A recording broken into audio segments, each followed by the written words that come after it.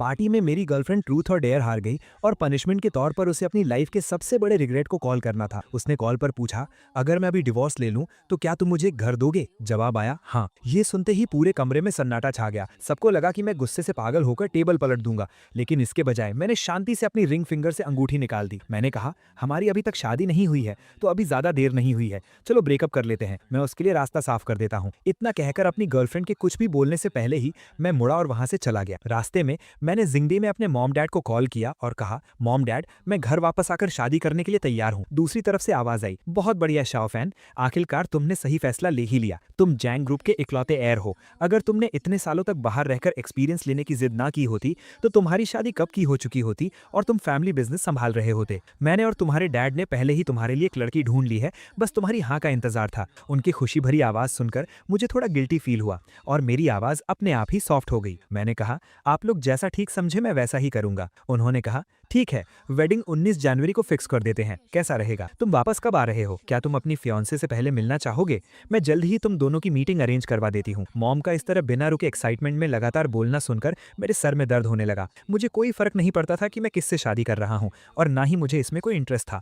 इसलिए मैंने उनकी बात बीच में ही काटते हुए कहा, मैं बस जल्दी जैंग फैमिली में वापस आकर आपका काम हल्का करना चाहता हूँ। शादी तो बस एक बहाना है, मुझे उससे मिलने की कोई जरूरत नहीं है। आप लोग बस वेडिंग की तैयारी करो, मैं वेडिंग से ठीक एक दिन पहले आ जाऊंगा। मेरी बात खत्म ही हुई थी कि तभी बेडरूम का दरवाजा बाहर से खुला। आवाज सुनकर मैंने पीछे मुड़कर देखा तो बाई निंगबिंग माथे पर सिलवटें लिए अंदर आ रही थी। वेडिंग? कैसी वेडिंग? बाई निंगबिंग के चेहरे पर कंफ्यूजन देखकर मैंने शांति से कॉल कट कर दिया और एक बहाना बना दिया, मेरे एक दोस्त की शादी है और उसने मुझे बेस्ट मैन बनने के लिए कहा है। ये सुनकर बाई निंगबिंग के चेहरे के भाव थोड़े नॉर्मल हो गए और उसने आगे कोई सवाल नहीं किया। मैंने अपना फोन टेबल पर रखा और बाथरूम में चला गया। थोड़ी देर बाद शावर चलने की आवाज के साथ ही टेबल पर रखे मेरे फोन की घंटी बजने लगी। लगातार बज रही नोटिफिकेशन साउंड सुनकर मैं थोड़ा हिचकिचाया। जैसे ही मैंने स्क्रीन ऑन की, शेन हाउ यू नाम के कॉन्टैक्ट से एक मैसेज पॉपअप हुआ। उसमें लिखा था, क्या तुम्हें वो पुरानी बात याद है? कहीं तुम सच में जैंग फैन से शादी करने के बारे में तो नहीं सोच रही हो? ये सेंटेंस देखकर मेरे सीने में दर्द सा उठा। मेरे हाथ पल भर के लिए रुक गए और मैंने धीरे से ऊपर स्क्रॉल किया। तब मुझे बाई निंगबिंग का वो मैसेज दिखा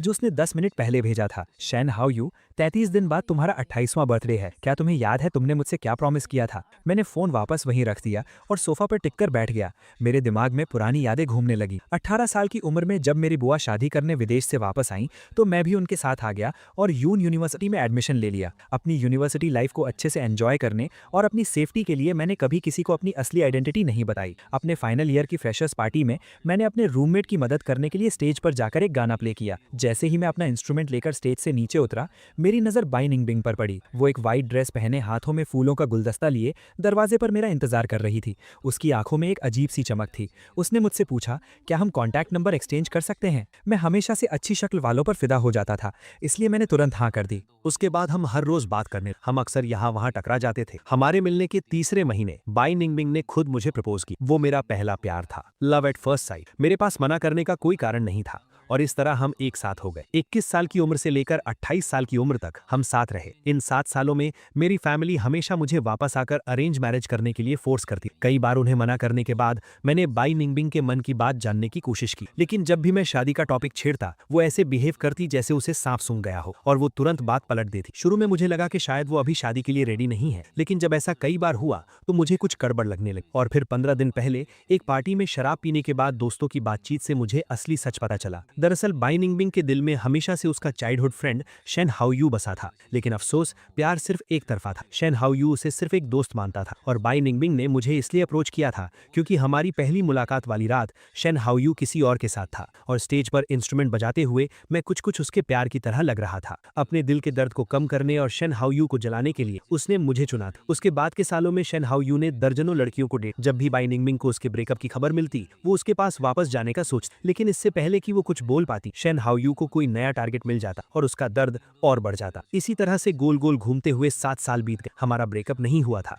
और बाई निंगबिंग ने भी कभी अपनी उम्मीद नहीं छोड़ी थी। वो बस शेन हाउ यू के वापस आने का इंतजार कर रही थी। वो उस मजाक का इंतजार कर रही थी जो शेन हाउ यू ने सालों पहले नशे में कहा था कि बिंगबिंग, जब मैं 28 साल का हो जाऊंगा और अगर तब तक हम दोनों की शादी नहीं हुई होगी तो क्यों ना हम दोनों एक साथ आ जाएं। इसलिए वो हर साल उससे यही सवाल पूछती थी और आखिरकार इस साल उसे शेन हाउ यू के 28वें बर्थडे का इंतजार करने का मौका मिल ही गया। बाई निंगबिंग निंगमिंग के फोन में चैट्स देखकर मुझे हंसी आ गई। 33 दिन बाद शेन हाओयू का 28वां बर्थडे था और यही वो दिन था जो मैंने उससे ब्रेकअप करके वापस घर जाकर शादी करने के लिए सिलेक्ट। बाय निंगमिंग को स्टडी रूम में जाते देख मैं भी उठा, लाइट्स ऑफ की और वापस बेड पर लेट गया। पता नहीं कितना टाइम बीत गया, उस अंधेरे कमरे में मुझे हल्की सी कदमों की आवाज सुनाई। एक चमकता हुआ फोन बेड के पास वाले टेबल पर रखा गया और कोई मेरे पीछे आकर लेट गया। फिर से कमरे में एक लंबा सन्नाटा छा गया जो सिर्फ उसके धीरे धीरे सांस लेने की आवाज से टूट रहा था। मैंने वापस अपनी आंखें खोली, अपना हाथ बढ़ाया और बाय निंगमिंग का फोन उठा लिया। मैंने फिर से वही चैट ओपन की। उसमें सिर्फ 4 नए वर्ड्स ऐड हुए थे, मैं तुम्हें कभी नहीं भूल सकती। ये बहुत ही सिंपल से वर्ड्स थे, लेकिन मैं इमेजिन कर सकता था कि इन्हें टाइप करते वक्त बाय निंगमिंग की हालत कैसी होगी। शायद वो अपने होठ चबा रही होगी, उसकी आंखें स्क्रीन पर टिकी होंगी। उसने बहुत सोच समझकर एक लंबा सा मैसेज टाइप किया होगा,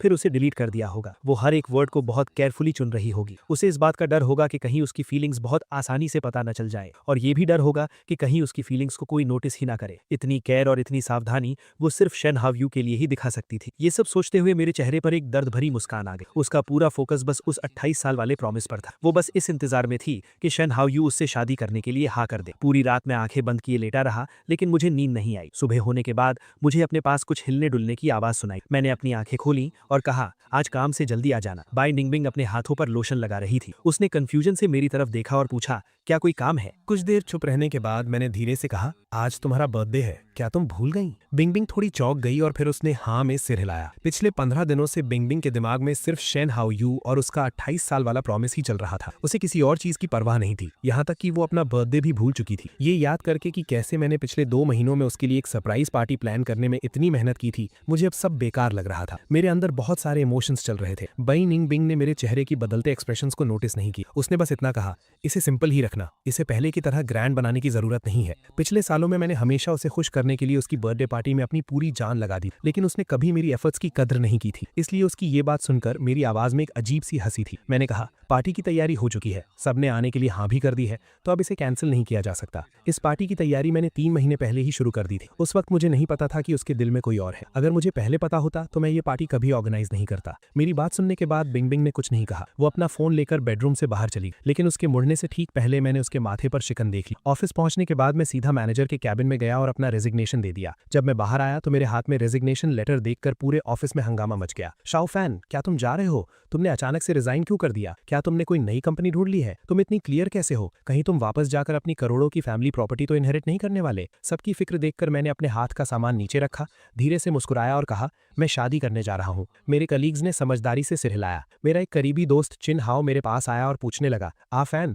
क्या आखिरकार तुम्हारी गर्लफ्रेंड शादी के लिए मान गई? अचानक उसका दिमाग कैसे खुल गया? मेरे पास उसे एक्सप्लेन करने की एनर्जी नहीं, इसलिए मैंने बात पलट दी। मैंने कहा, इन सालों में मेरा साथ देने के लिए आप सबका बहुत बहुत शुक्रिया। मैं आप सबको बाद में डिनर पर लेके चलूंगा। काम के बाद मैंने अपने 4-5 कलीग्स के साथ 2 घंटे तक खाना खाया। जब मैं होटल पहुंचा तो रात के 8 बज चुके थे। मैं जल्दी जल्दी प्राइवेट रूम के दरवाजे तक गया और दरवाजा खोलने ही वाला था, तभी अंदर से आती हुई आवाजों ने मुझे रोक लिया। एक ने कहा, बाहर इतनी ठंड है, बिंगबिंग किसे पिक करने गई है? दूसरे ने कहा, और कौन हो सकता है? शेन हाओयू ही होगा। मैं उसके पास ही खड़ा था जब मैंने उसे कहते सुना कि शेन हाओयू आज वापस आ रहा है, और वो तुरंत उसे लेने भाग गई। सच में? तब तो बिंगबिंग बहुत खुश होगी। आज उसका 28वां बर्थडे है और 1 महीने बाद शेन हाओयू भी 28 का हो जाएगा। क्या वो सच में अपना प्रॉमिस पूरा करने के लिए वापस आया है? मैंने सुना है शेन हाओयू फिर से सिंगल हो गया है। ऐसा लग रहा है कि वो सच में उसी के लिए वापस आया है। लेकिन अगर वो दोनों सच में एक साथ आ गए तो जियांग फैन का क्या होगा? हमने उससे इतने सालों तक ये बात छुपाई है। 7 साल हो गए और उसे तो ये भी नहीं पता कि शेन हाओयू कौन है। वो अभी भी बिंगबिंग से पागलों की तरह प्यार करता है। इसमें हम क्या कर सकते हैं? बिंगबिंग तो शेन हाओयू के प्यार में अंधी है। अगर शेन हाओयू ने अपना प्रॉमिस पूरा कर दिया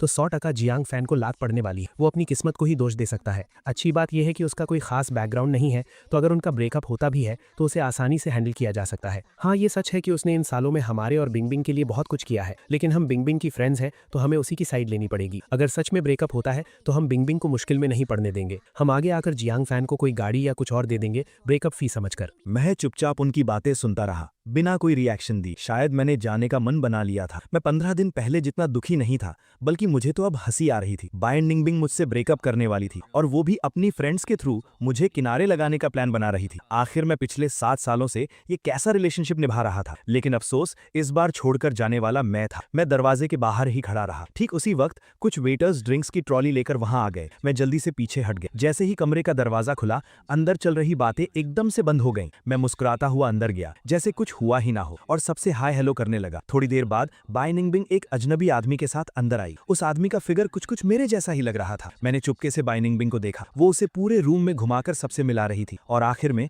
मेरे पास आकर उसे इंट्रोड्यूस करवाया। उसने कहा, ये मेरा चाइल्डहुड फ्रेंड है शेन हाउ यू। बाई निंगबिंग थोड़ा झिझकी और फिर बोली, और ये मेरा नॉर्मल दोस्त है जियांग फान। ये कहते वक्त बाई निंगबिंग ने पूरी तैयारी कर ली थी कि मैं गुस्सा करूंगा, लेकिन जो हुआ वो उसकी उम्मीद से बिल्कुल अलग था। मैंने कोई रिएक्शन नहीं दिया, मैंने बस सिर उठाकर उसे एक गहरी नजर से देखा। फिर मैंने अपने कदम पीछे खींचे और उन दोनों से थोड़ा डिस्टेंस बना लिया। मेरे होठों पर एक बहुत ही नॉर्मल सी स्माइल थी। मैंने कहा, हेलो मिस्टर शीन, मैं बाई निंगबिंग का नॉर्मल दोस्त हूँ। इंट्रोडक्शन खत्म होने के बाद रूम में फिर से रौनक आ गई। शेन हाउ यू काफी ओपन नेचर का था और वो किसी से भी बात कर सकता था। वो हाथ में वाइन का गिलास लिए इधर उधर घूम रहा था। उसने बहुत से लोगों को अपने साथ पीने और गेम्स खेलने के लिए बैठा लिया। खेलते खेलते जब वो मजे में था तो उसके हाथों में कार्ड्स होने की वजह से उसे खाने में दिक्कत हो रही थी। उसने किसी को उसे तरबूज के कुछ टुकड़े खिलाने के लिए कहा। बाई निंगबिंग ने बिना कुछ सोचे अपने फॉक से एक टुकड़ा उठाया और उसे खिला दिया। शेन हाउ यू ने भी बिना कुछ सोचे समझे थोड़ा मुड़कर वो खा लिया और फिर उसका गिलास उठाकर आधी वाइन पी गया। मैं कुछ दूरी पर बैठा ये सब देख रहा था कि कैसे बाई निंगबिंग ने उस गिलास को पकड़ा हुआ था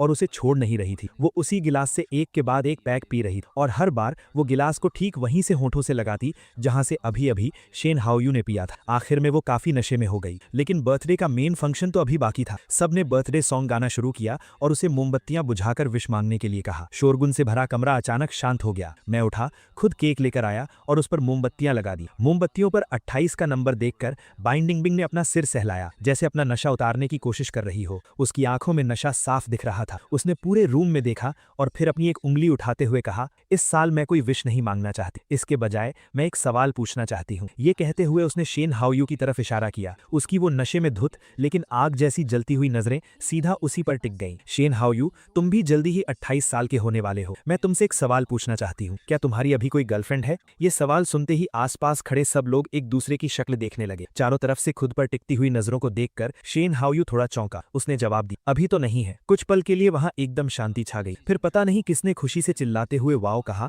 और अगले ही पल पूरे कमरे में हंगामा मच गया। नशे में धुत उसकी फ्रेंड्स खड़ी हो गईं और नशे में झूमती बाई निंगबिंग पटक्का देते हुए उसके आसपास नाचने गाने लगी। अपने सामने इस पागलपन को देखकर भी मैं अपनी जगह से बिल्कुल नहीं हिला। मैं बहुत ही शांति से एक ऐसे नॉर्मल दोस्त का कैरेक्टर प्ले कर रहा था जिसे इस बारे में कुछ भी नहीं पता था। ये सब रात के आखिरी पहर तक चलता रहा और आखिरकार वो बर्थडे पार्टी खत्म हुई। जब सब लोग चले गए तब मैंने बाई निंगबिंग को सहारा देकर कार में बैठी। वो अभी भी अपनी उसी खुशी में डूबी हुई। वो मेरी बाहों में गिर पड़ी और उसने अपने दिल की बहुत सी बातें कह डाली। वो रोती हुई आवाज में बड़बड़ा रही थी, शेन हाउ यू, मत जाओ, मेरे पास रुक जाओ ना। कोई और क्यों, मैं क्यों नहीं? मैंने तुम्हारा बहुत सालों तक इंतजार किया है। मैं हर रोज तुम्हारा इंतजार करती थी। आगे बैठा ड्राइवर पूरे रास्ते हमारी बातें सुनकर मुस्कुराता रहा। जब हम कार से बाहर निकल रहे थे तो उसने मुझे उस नशे में धुत लड़की को संभालते हुए देखा और वो मजाक करने से खुद को रोक नहीं पाया। उसने कहा, सर, आपकी गर्लफ्रेंड आपसे बहुत प्यार कर। मैंने ड्राइवर की तरफ देखकर एक हल्की सी स्माइल दी और बहुत ही काम टोन में कहा, वो शेन हाउ यू से बहुत प्यार करती, लेकिन मैं शेन हाउ यू नहीं हूँ। रात भर के हैंगओवर के बाद जब बाई निंगबिंग उठी तो उसे पिछली रात की सारी बातें याद आ गई। उसने मुझे पकड़ा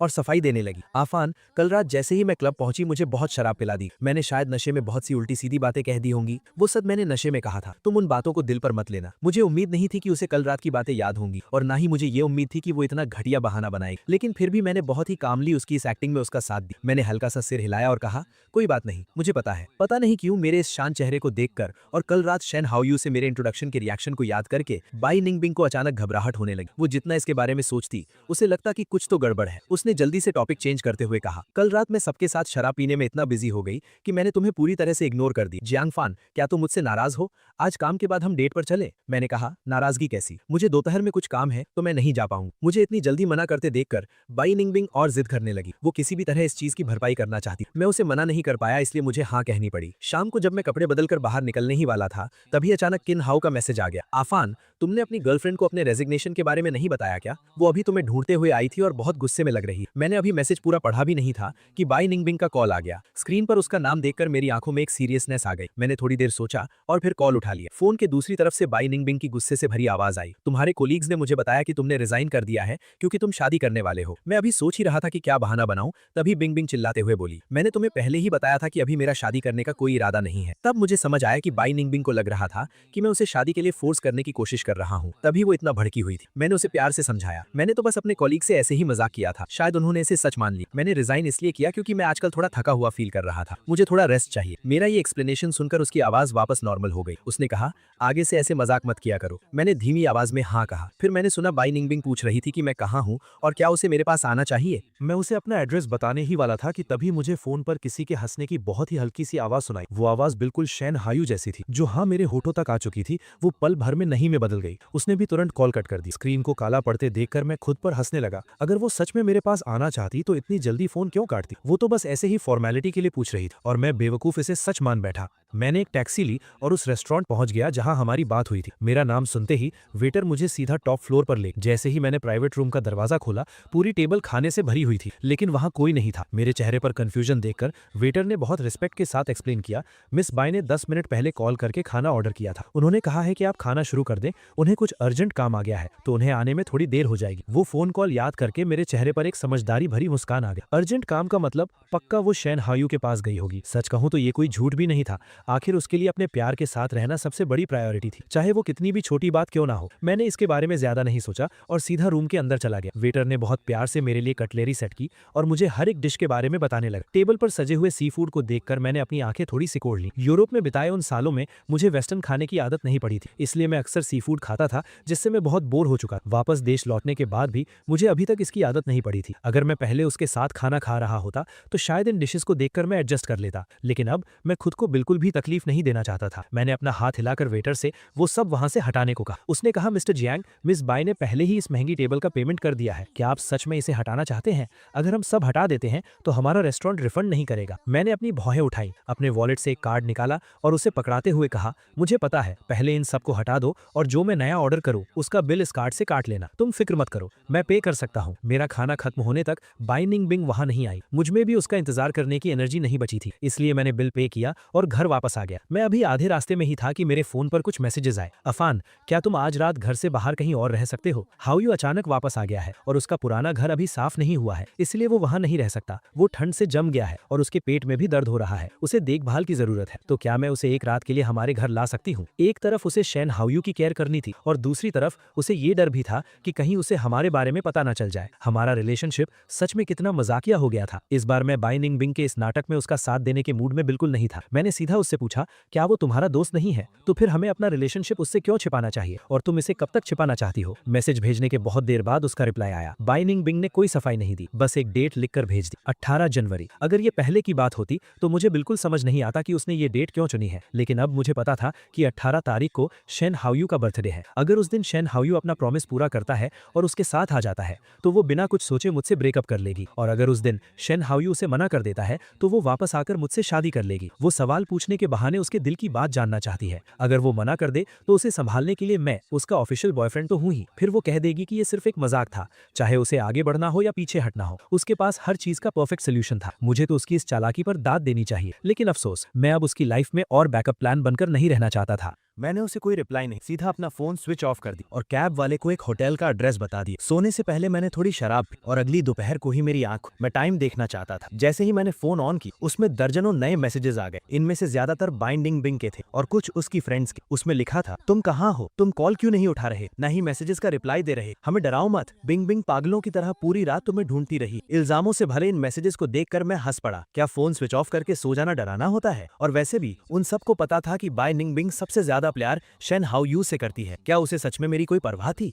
मैं यही सोच रहा था कि तभी बाई निंगबिंग का कॉल आ गया। उसकी आवाज में गुस्सा साफ झलक रहा था। उसने कहा, आफान, हायू बस एक रात रुकने के लिए आया था। क्या तुम्हें इतना गुस्सा होने की जरूरत है? अगर तुम खुश नहीं थे तो अपना गुस्सा इस तरह तो नहीं निकालना चाहिए था। मुझमें उसे और एक्सप्लेन करने की हिम्मत नहीं थी, इसलिए मैंने बहाना बना दी। मैंने कहा, मैं गुस्सा नहीं हूँ, मेरे फोन की बैटरी डेड हो गई थी, इसलिए वो अपने आप स्विच ऑफ हो गया। अगर पहले की बात होती तो बाई निंगबिंग मेरी इस बात पर यकीन कर लेती, लेकिन आज पता नहीं क्यों उसे शक हो गया। उसने पूछा, तो फिर ऐसा क्यों है कि मैं पहले तुमसे हमेशा कांटेक्ट कर पाती थी, सिर्फ कल रात ही तुम्हारा फोन स्विच ऑफ क्यों था? उसके इस सवाल ने मुझे चौंका दिया और मुझे पुरानी बातें याद आ गई। कुछ साल पहले एक रात बाई निंगबिंग के पेट में बहुत दर्द था। वो अपनी सेक्रेटरी को कॉल कर रही थी, लेकिन गलती से मुझे कॉल लगी। ये सुनकर मैं तुरंत उठा और उसके लिए दवा लेकर गया। पिछले साल जब वो बिजनेस ट्रिप पर विदेश गई थी तो वहाँ 7-8 घंटे का टाइम डिफरेंस। बाई निंगबिंग को यहाँ का टाइम याद नहीं रहा और उसने रात के 3-4 बजे मुझे एक डॉक्यूमेंट के लिए कॉल कर दी। मैंने अपनी नींद उड़ाई और उठकर कंप्यूटर पर उसके लिए वो डॉक्यूमेंट ढूंढा। 3 महीने पहले ही मेरा अपेंडिक्स का ऑपरेशन हुआ था। मैं बस ऑपरेशन थिएटर से बाहर ही आया था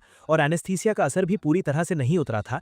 तभी उसका मैसेज आया कि उसे मिल्क टी पीनी है। मैंने एक नर्स से रिक्वेस्ट करके उसके लिए वो भिजवाई। ये सारी छोटी छोटी चीजें इस बात का सबूत थीं कि मैं उससे कितना प्यार करता था। लेकिन अफसोस, मैं चाहे कुछ भी कर लूं, वो कभी ये सब नहीं देख पाया। ये सब सोचकर मेरी आवाज में एक दर्द भरी मुस्कान आ गई जिसे मैं रोक नहीं पाया। मैंने कहा, मैं बस डरता था कि जब तुम्हें मेरी जरूरत हो तो मैं वहां ना रहूं, लेकिन कल तुम्हें मेरी कोई जरूरत नहीं। मेरी इस अजीब सी टोन को सुनकर बाई निंगबिंग अंदर ही अंदर चौंक गए। 7 साल के रिलेशनशिप में मैंने हमेशा उसकी बात मानी। हम दोनों में कभी लड़ाई नहीं। बहुत सी चीजें जो वो एक्सप्लेन नहीं करना चाहती थी, मैंने उनके लिए कभी उसे फोर्स नहीं की। अगर कभी मैं थोड़ा अपसेट भी होता तो थोड़ा सा मनाने पर मान जाता था। डेली लाइफ से लेकर डिनर्स और डेट्स तक मैंने हमेशा उसका ख्याल रखा था। अगर बाई निंगबिंग अपने दिल से पूछे तो उसे भी मानना पड़ेगा कि मैं एक परफेक्ट बॉयफ्रेंड था। मेरे उस पुराने प्यार को याद करके उसकी आवाज थोड़ी नरम पड़ गई। उसने कहा, मुझे समझ आ गया, मैं तुम्हारे लिए बहुत परेशान, इसलिए मैं इतना भड़क गई। सॉरी आफान, तुम अभी कहाँ हो? मैं तुमसे मिलने आ रही। मैं इस वक्त उससे बिल्कुल नहीं मिलना चाहता था। मैंने बस इतना कहा, इसकी कोई जरूरत नहीं है, और मैं कैब लेकर घर आ गया। जैसे ही मैं घर पहुंचा,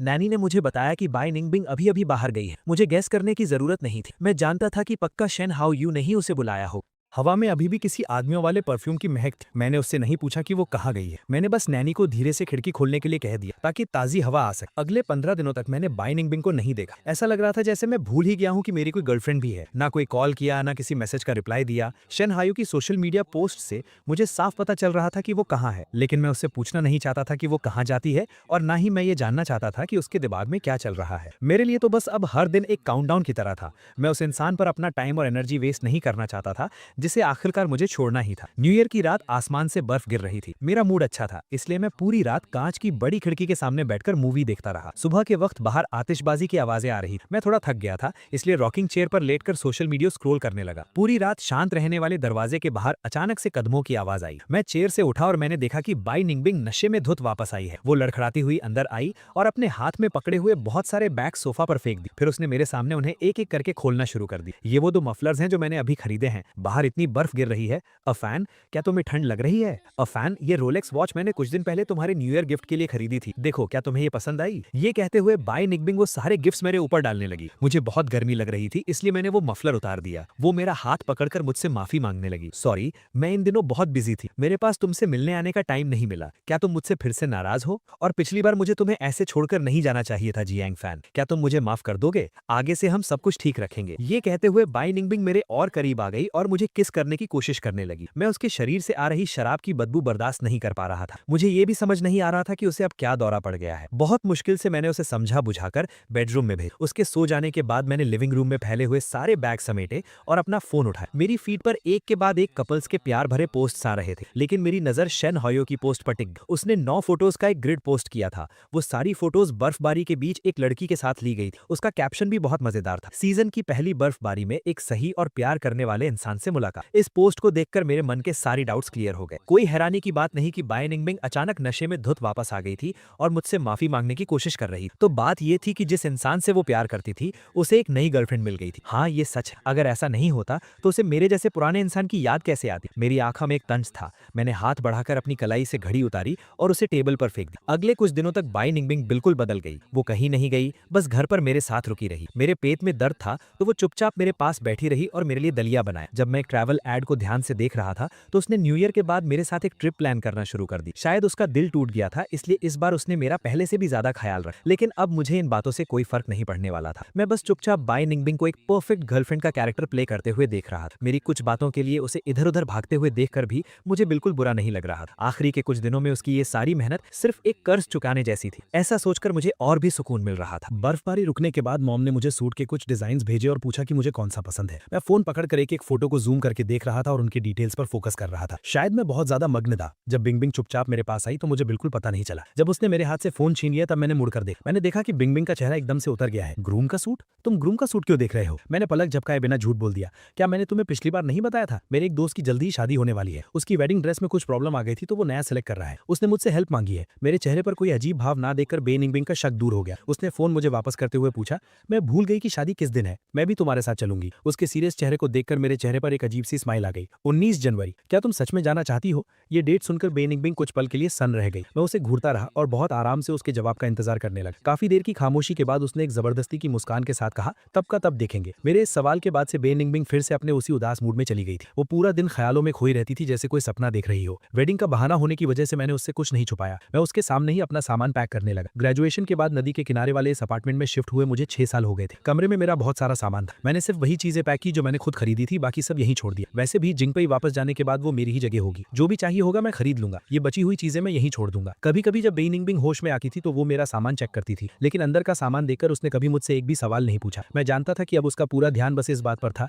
कि शन हायो उसे अपने बर्थडे पार्टी का इन्विटेशन दे। उसने नोटिस भी नहीं किया कि मैंने चुपके से अपने कितना सारा पर्सनल सामान फेंक दिया है। जब तक वो कपल आइटम्स जो मेरे लिए कभी बहुत कीमती थे अपनी जगह पर रखे थे, उसे शक भी नहीं होगा कि मैं एक बार गया तो कभी लौट कर नहीं आऊंगा। आखिर उसकी नजरों में मैं उससे इतना प्यार करता था कि उसके लिए अपनी जान भी दे सकता था। तो वो कैसे सोच सकती थी कि मैं सच में उसे छोड़ने वाला हूँ। सब कुछ पीछे छोड़ने के इस ख्याल ने मेरी पैकिंग बहुत आसान कर दी। 18 जनवरी का दिन, मौसम काफी उदास था। ऐसा लग रहा था जैसे बारिश होने वाली है। बे निंगबिंग सुबह जल्दी उठ गई थी और सोफा पर बैठकर बस अपने फोन को देखे जा रही थी। मैं थोड़ा लेट उठा और डाइनिंग टेबल पर बैठकर नाश्ता करने लगा। मौसम देखकर नैनी ने मुझसे पूछा, मिस्टर जियांग, लग रहा है बारिश होने वाली है, क्या आप एयरपोर्ट के लिए जल्दी निकलेंगे? ये सुनकर बे निंगबिंग ने अपना सिर उठाया और अनजाने में ही पूछ लिया, एयरपोर्ट क्यों जाना है? मैंने उसे बहुत नॉर्मली बताया, मुझे कल एक वेडिंग अटेंड करनी है। तुमने कहा था कि तुम सोचोगी, क्या तुमने कुछ सोचा? मैं चुपचाप बिंगबिंग की तरफ देखने लगा। वो कुछ सेकंड्स के लिए शांत रही और आखिर में बोली, ये बहुत दूर है, मैं नहीं जाऊंगी, मैं तुम्हें एयरपोर्ट ड्रॉप कर दूं। इस जवाब से मुझे कोई हैरानी नहीं हुई। मैंने टोस्ट का आखिरी टुकड़ा खत्म किया और अपना लगेज लेने बेडरूम में चला गया। बे निंगबिंग ने जैसे ही अपनी सीट बेल्ट लगाई तभी अचानक उसके फोन पर नोटिफिकेशन आया। बे निंगबिंग ने जल्दबाजी में उसे क्लिक किया। अगले ही पल उसकी शांत आंखों में एक ऐसी खुशी छा गई जिसे वो छुपा नहीं पाई। उसने फोन नीचे रखा, तुरंत अपनी सीट बेल्ट खोली और कार का दरवाजा खोल दिया। बाहर निकलने के बाद ही उसे एहसास हुआ कि वो क्या कर रही है। वो जल्दी से झुकी और मुझे एक्सप्लेन करने लगी, जियांग फन, ऑफिस में कुछ अर्जेंट काम आ गया है जो मुझे पहले देखना होगा। मैं ड्राइवर को तुम्हें एयरपोर्ट छोड़ने के लिए कह देती हूँ। इतने सालों तक साथ रहने के बाद बाई निंगबिंग की उन घबराई हुई आंखों को देखकर मैं आसानी से समझ गया कि वो झूठ बोल रही है, लेकिन मैंने उसे एक्सपोज नहीं किया। बस आहिस्ता से हाँ में सिर हिला दिया। ड्राइवर का इंतजार करते वक्त मैंने अपना सोशल मीडिया खोला। जैसा मुझे लगा था, शेन हायू ने अपनी बर्थडे पार्टी की फोटो शेयर की। अब उसके साथ वो ब्यूटीफुल लड़की नहीं, लग रहा था कि उनका ब्रेकअप हो गया है। इसका मतलब था कि शेन हायू का वो पुराना प्रॉमिस कि अगर वो 28 साल तक अनमैरिड रहा तो वो बाई निंगबिंग के साथ आ जाएगा, उसके पूरे होने की उम्मीद फिर से जाग गई थी। कोई शक नहीं कि वो इतनी खुश थी। जब ड्राइवर आया तब तक बाई निंगबिंग ने एक व्हाइट इवनिंग गाउन पहन लिया था। वो बहुत ही एक्साइटमेंट के साथ पास खड़ी स्पोर्ट्स कार में बैठ गई। उसने शीशा नीचे किया और मेरी तरफ हाथ हिलाते हुए पूछा, तुम कब वापस आओगे? मैं मुस्कुरा दिया, लेकिन कोई जवाब नहीं। बाई निंगबिंग को कोई परवाह नहीं थी। वो तेजी से अपनी स्पोर्ट्स कार भगाकर ले गई। मैं पैसेंजर सीट पर बैठा उस स्पोर्ट्स कार को आंखों से ओझल होते हुए देखता रहा। फिर मैंने धीरे से ड्राइवर से कहा, चलो। आसमान से हल्की हल्की बारिश होने लगी जिसने खिड़कियों को गीला कर दिया और शीशे धुंधले हो गए। अब मुझे बाहर का कुछ भी साफ दिखाई नहीं दे रहा था और मैं देखना भी नहीं चाहता था। मैंने अपनी आंखें बंद कर ली और अपने दिल में चुपके से कहा, अलविदा, अब कभी नहीं मिलेंगे। फ्लाइट बोर्ड करने से पहले मुझे डैड का कॉल आया, अफैन, तुम कितने बजे पहुंच रहे हो? मैं ड्राइवर को तुम्हें पिक करने भेज दूं। मैं भी जल्दी घर पहुंचना चाहता था, इसलिए मैंने मना नहीं किया। कल रात में ठीक से सो नहीं पाया था, इसलिए फ्लाइट में बैठते ही मुझे नींद आने लगी। मैंने वो 2 घंटे से ज्यादा का सफर सोते हुए ही बिता दिया। जिंगबे लैंड करने के बाद मैंने अपनी कैप और सनग्लासेस पहने। मैं अराइवर गेट से बाहर निकल ही रहा था कि किसी ने मुझे रोक लिया। जियांग फैन, ये साफ आवाज सुनकर मैंने अपनी नींद से भरी आंखों के साथ सिर हिला दिया। अंकल गांव ने मुझे आपको पिक करने के लिए भेजा है। मैंने अपनी आंखें सिकोड़कर लियू रुआन की तरफ देखा। मुझे लगा कि शायद यही ड्राइवर है, लेकिन ये इतनी खूबसूरत लड़की कैसे हो सकती है? कार में बैठते ही मैं खिड़की से सिर टिकाकर फिर से सो गया। जब मैं उठा तो मैंने खिड़की के बाहर एक अजनबी विला देखा। मैंने बहुत ही शक भरी आवाज में पूछा, ये कौन सी जगह है? ये मेरा घर तो नहीं है? मेरा ये रिएक्शन देखकर लियू रुआन हल्की सी मुस्कुराई और बोली, आज नहीं है लेकिन कल हो जाएगा। सही मायनों में कहूं तो ये हमारा नया घर है जहां हम शादी के बाद रहेंगे। शादी के बाद वाला घर? ये सुनकर मैं बिल्कुल सुन्न रह गया। मेरी नींद पूरी तरह उड़ चुकी थी। मैंने अपनी कैप और सनग्लासेस उतारे और नीचे लियू रुआन की तरफ देखा जहां मेरी नजर उसकी उन मुस्कुराती हुई आंखों से मिली। मेरी आंखों में हैरानी देखकर लियू रुआन को भी सब समझ आ गया। उसने अपना हाथ आगे बढ़ाया और बोली, मैं खुद को इंट्रोड्यूस करना भूल गई, मिस्टर जियांग, मैं लियू रुआन हूँ। मैंने एक अजीब सी मुस्कान के साथ अपना हाथ आगे बढ़ाया और लियू रुआन से हाथ मिलाया। मेरी आवाज में थोड़ी शर्मिंदगी थी। मैंने कहा, आई एम सॉरी, मेरी नींद पूरी नहीं हुई थी तो मैं पहचान नहीं पाया। मैं जियांग फैन हूँ। लियू रुआन मुस्कुराई। उसकी आवाज बहुत हल्की थी और उसे बिल्कुल बुरा नहीं लगा। उसने कहा, कोई बात नहीं, आगे हमारे पास एक दूसरे को जानने के लिए बहुत वक्त होगा। ठीक उसी वक्त दूसरी तरफ बाई निंगबिंग प्राइवेट रूम के बाहर अपने गाउन को ठीक कर रही और उसके हर एक फोल्ड को सीधा कर रही। उसका फोन वाइब्रेट हुआ। उसने निकाल कर देखा तो वो ड्राइवर का मैसेज था जिसमें लिखा था कि मिस्टर जियांग ने फ्लाइट बोर्ड कर ली है। काफी सोचने के बाद उसने एक मैसेज भेज ही दिया, पहुंचने के बाद मुझे बता देना कि तुम सेफ हो। खुद को संभालने के बाद बाई निंगबिंग ने एक गहरी सांस ली और दरवाजा खोल दिया। उसकी नजरें सीधा सेंटर में खड़े उस इंसान पर टिक गईं जिसके वो सपने देखती थी। उसकी हार्ट बीट अपने आप तेज हो गई। वो तेजी से उसके पास गई। कुछ लोगों की भीड़ के पीछे से उसने कुछ लड़कों को मजाक करते हुए, हाउ यू, आज तो तुम्हें उससे हमसे मिलवाना ही पड़ेगा, तुमने उसे इतने लंबे टाइम से छुपा कर रखा है। शेन हाओ यू ने कहा, इतने इतनी जल्दी क्या है? जब मैं अपनी विश मांगूंगा तब तुम सबकी आंखें खुली की खुली रह जाएंगी। बाई निंगबिंग को 1 महीने पहले अपनी बर्थडे पार्टी की बात याद आ गई। उसकी आंखों में अचानक एक उम्मीद जाग उठी। 16 साल की उम्र में किया गया वो मजाक क्या आज वो सच होने वाला था? कुछ घंटों तक बाई निंगबिंग के दिमाग में सिर्फ यही बात घूम रही। घबराहट में उसने शराब के कई घूंट पी ली। जब केक लाया गया तो उसके हाथ हल्के हल्के कांप रहे थे। उसकी फ्रेंड्स उसके चारों ओर खड़ी थी। उनकी आंखों में एक अजीब सी खुशी थी। बिंग बिंग, तुम्हारा सपना सच होने वाला है। तुम्हें कैसा लग रहा है? बाई निंगबिंग ने अपना सर नीचे किया और चुपचाप मुस्कुराती रही। टैंग यान भी ये तमाशा देख रही थी। अचानक उसे कुछ याद आया। उसने अपना हाथ बाई निंगबिंग के कंधे पर रखा और पूछा, अगर ये सच हो गया तो जैंग फैन का क्या होगा? शेन हाओ यू की बर्थडे पार्टी में जैंग फैन का नाम सुनकर बाई निंगबिंग की मुस्कान एकदम से गायब हो गई और उसके दिल में थोड़ा गिल्ट आ गया। उसका उतरा हुआ चेहरा देखकर उसकी फ्रेंड्स उसे संभालने लगे। कोई बात नहीं, उससे ब्रेकअप कर लो, अभी इसी वक्त ब्रेकअप कर लो। वैसे भी वो बस एक नॉर्मल लड़का ही तो है, उससे पीछा छुड़ाना आसान होगा। हाँ, अगर उसने कोई तमाशा किया तो हम उसे हैंडल कर लेंगे। बिंग बिंग, तुम चिंता मत करो। उन सबके चढ़ाने पर बाई निंगबिंग ने अपना फोन निकाला और कुछ टाइप किया, लेकिन उसकी उंगली सेंड बटन पर जाकर रुक गई। उसे ऐसे हिचकिचाते हुए देखकर कुछ फ्रेंड्स बेताब हो उठे। उन्होंने उसका हाथ पकड़ा और बटन दबा दी। स्क्रीन पर लिखा था, पहुंच गए, मुझे बता दें। और उसके ठीक नीचे एक नया मैसेज चला गया, हम ब्रेकअप कर रहे हैं। दोनों मैसेजेस के बीच 3 घंटे का गैप था। टाइम के हिसाब से मेरी फ्लाइट लैंड कर चुकी होगी और मुझे जल्दी ही वो मैसेज मिल जाए। बाई निंगबिंग अभी भी यही सोच रही थी कि तभी उसकी फ्रेंड्स उसे सीधा पार्टी के सेंटर में ले गई। बर्थडे सॉन्ग के शोर और बाई निंगबिंग की बेताब उम्मीदों के बीच शेन हाओ यू ने अपने दोनों हाथ जोड़े और पूरे दिल से एक विश मांगी। उसने कहा, मैं उम्मीद करता हूँ कि 28 साल की उम्र में मेरे लिए सब कुछ अच्छा हो और मैं अगले साल रुक्शवे के साथ मिलकर विश मांग सकूं। अगले ही पल बाई निंगबिंग का मुस्कुराता हुआ चेहरा एकदम पीला पड़ गया। कमरे में खड़े बाकी सब लोग भी हैरान थे। सब पूछने लगे, रुक्शवे कौन है? हमें भी मिलवाओ। लोगों के ऐसे मजे लेने पर शेन हाओ यू का चेहरा खुशी से लाल हो गया। उसने कहा, वो मेरी नई गर्लफ्रेंड है। इतना बोलते ही बाहर से किसी ने दरवाजा खोला। एक बहुत ही खूबसूरत लड़की धीरे धीरे अंदर आई। उसने सबको देखकर मुस्कुराते हुए कहा, हेलो एवरीवन, मैं शेन हाओ यू की गर्लफ्रेंड हूँ, शेया रुक्शवे। उस शोर शराबे के बीच शेन हाओ यू मुस्कुराते हुए अपनी नई गर्लफ्रेंड का हाथ पकड़े अपने दोस्तों को अपने रिलेशनशिप की छोटी छोटी डिटेल्स बता रहा था। बाई निंगबिंग कोने में बैठकर अपनी फ्रेंड्स के साथ एक के बाद एक पैग पी रही। पीते पीते वो सब नशे में हो गई। टैंग यान लड़खड़ाती हुई उठी और शेन हाओ यू के सामने जाकर खड़ी हो गई। सबकी हैरान नजरों के सामने उसने अपनी बेस्ट फ्रेंड के लिए आवाज उठाई। उसने कहा, शेन हाओ यू, क्या तुम भूल गए जो प्रॉमिस तुमने बिंग बिंग से किया था? ये सुनकर शेया रुक्शवे के चेहरे पर एक कंफ्यूजन सा दिखा। प्रॉमिस? कैसा प्रॉमिस? शेन हाओ यू का चेहरा एकदम से बिगड़ गया, लेकिन टैंग यान इतने नशे में थी कि उसे कोई परवाह नहीं थी। ये देखकर उसकी बाकी फ्रेंड्स भी तुरंत उसका साथ देने आ गए। तुमने बिंग बिंग से प्रॉमिस किया था कि 28 साल के होने पर तुम उसके साथ रहोगे, हम सबको याद है। क्या तुम उसे धोखा दे रहे हो? शेया रुक्शवे का मुस्कुराता हुआ चेहरा धीरे धीरे गंभीर हो गया। उसने मुड़कर शेन हाओ यू को घूर कर देखा और पूछा, क्या ये सच है? शेन हाओ यू ने कहा, नशे में कही गई मजाक की बात को कोई सच कैसे मान सकता है? और वैसे भी मैंने तब कहा था जब मैं सिंगल रहूंगा, लेकिन अब मेरी एक गर्लफ्रेंड है, तो वो बात कैसे सच हो सकती है? उसका एक एक शब्द बाय निंगबिंग के गिल में खंजर की तरह चुभ रहा था। एक हाथ से अपने दर्द से भर चुके सीने को पकड़े और दूसरे हाथ से सोफा का सहारा लेते हुए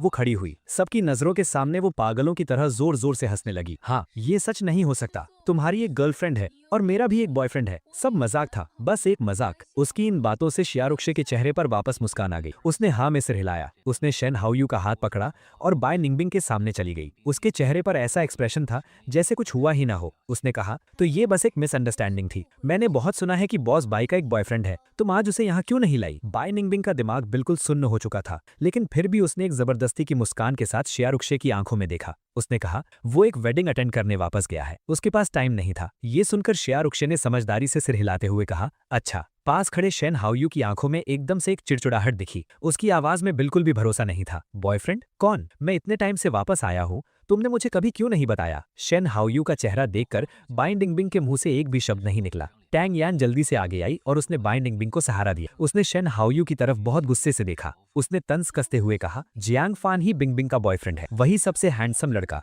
जो उसके बर्थडे पार्टी में था। हाँ, वही। शेन हाओ यू को वो रात याद आई जब मैंने मुस्कुराते हुए खुद को एक नॉर्मल दोस्त बताया था। उसे लगा कि कुछ तो गड़बड़ है। उसने तुरंत पूछा, उस दिन तुम दोनों ने कहा था कि तुम बस नॉर्मल दोस्त हो? टैंग यान बोली, ये बस कपल्स के बीच का झगड़ा था। शेन हाओ यू, तुमने इतने रिलेशनशिप्स रखे हैं, क्या तुम्हें इतनी सी बात समझ नहीं आती? इस बात से शेन हाओ यू का चेहरा गुस्से से लाल पीला हो गया। उसने आंख उठाकर टैंग यान की तरफ देखा। वो इस बेइज्जती को सह नहीं पाया। उसने कहा, क्योंकि मैंने बहुत कुछ देखा है, इसलिए मैं पूछ रहा हूँ। अगर तुम सब कह रहे हो कि वो बॉयफ्रेंड है, तो क्यों ना मैं उसे कॉल करके पूछ लूं। इसी बहाने मैं अपने नए ब्रदर इन लॉ से भी मिल लूंगा। बाय निंगबिंग और उसकी फ्रेंड्स के चेहरे अचानक से उतर गए। उन सबको एक साथ वो ब्रेकअप वाला मैसेज याद आ गया। उनके चेहरे देखकर शेन हाओयू को पक्का यकीन हो। उसने तुरंत अपना फोन निकाला, मेरा वीचैट ढूंढा और मुझे वॉइस कॉल कर दी। उन लड़कियों को पता था कि अब उनका राज खुलने वाला है, तो उन्होंने आगे बढ़कर फोन छीनने की कोशिश की, लेकिन शिया रुक्शे बहुत प्रोटेक्टिव थी। वो तुरंत उनके सामने खड़ी हो गई। शेन हाओयू बिना डरे वॉल्यूम को फुल कर दिया और स्पीकर ऑन करके फोन सबके सामने कर दी। पूरे कमरे में एकदम शांति छा गई। सिर्फ फोन की घंटी बजने की आवाज आ रही। बाय निंगबिंग ने अपने हाथ अपनी स्लीव्स के अंदर छिपा रखे थे और कसकर मुट्ठी बांध ली थी। वो अपने मन ही मन प्रार्थना कर रही थी। वो दुआ कर रही थी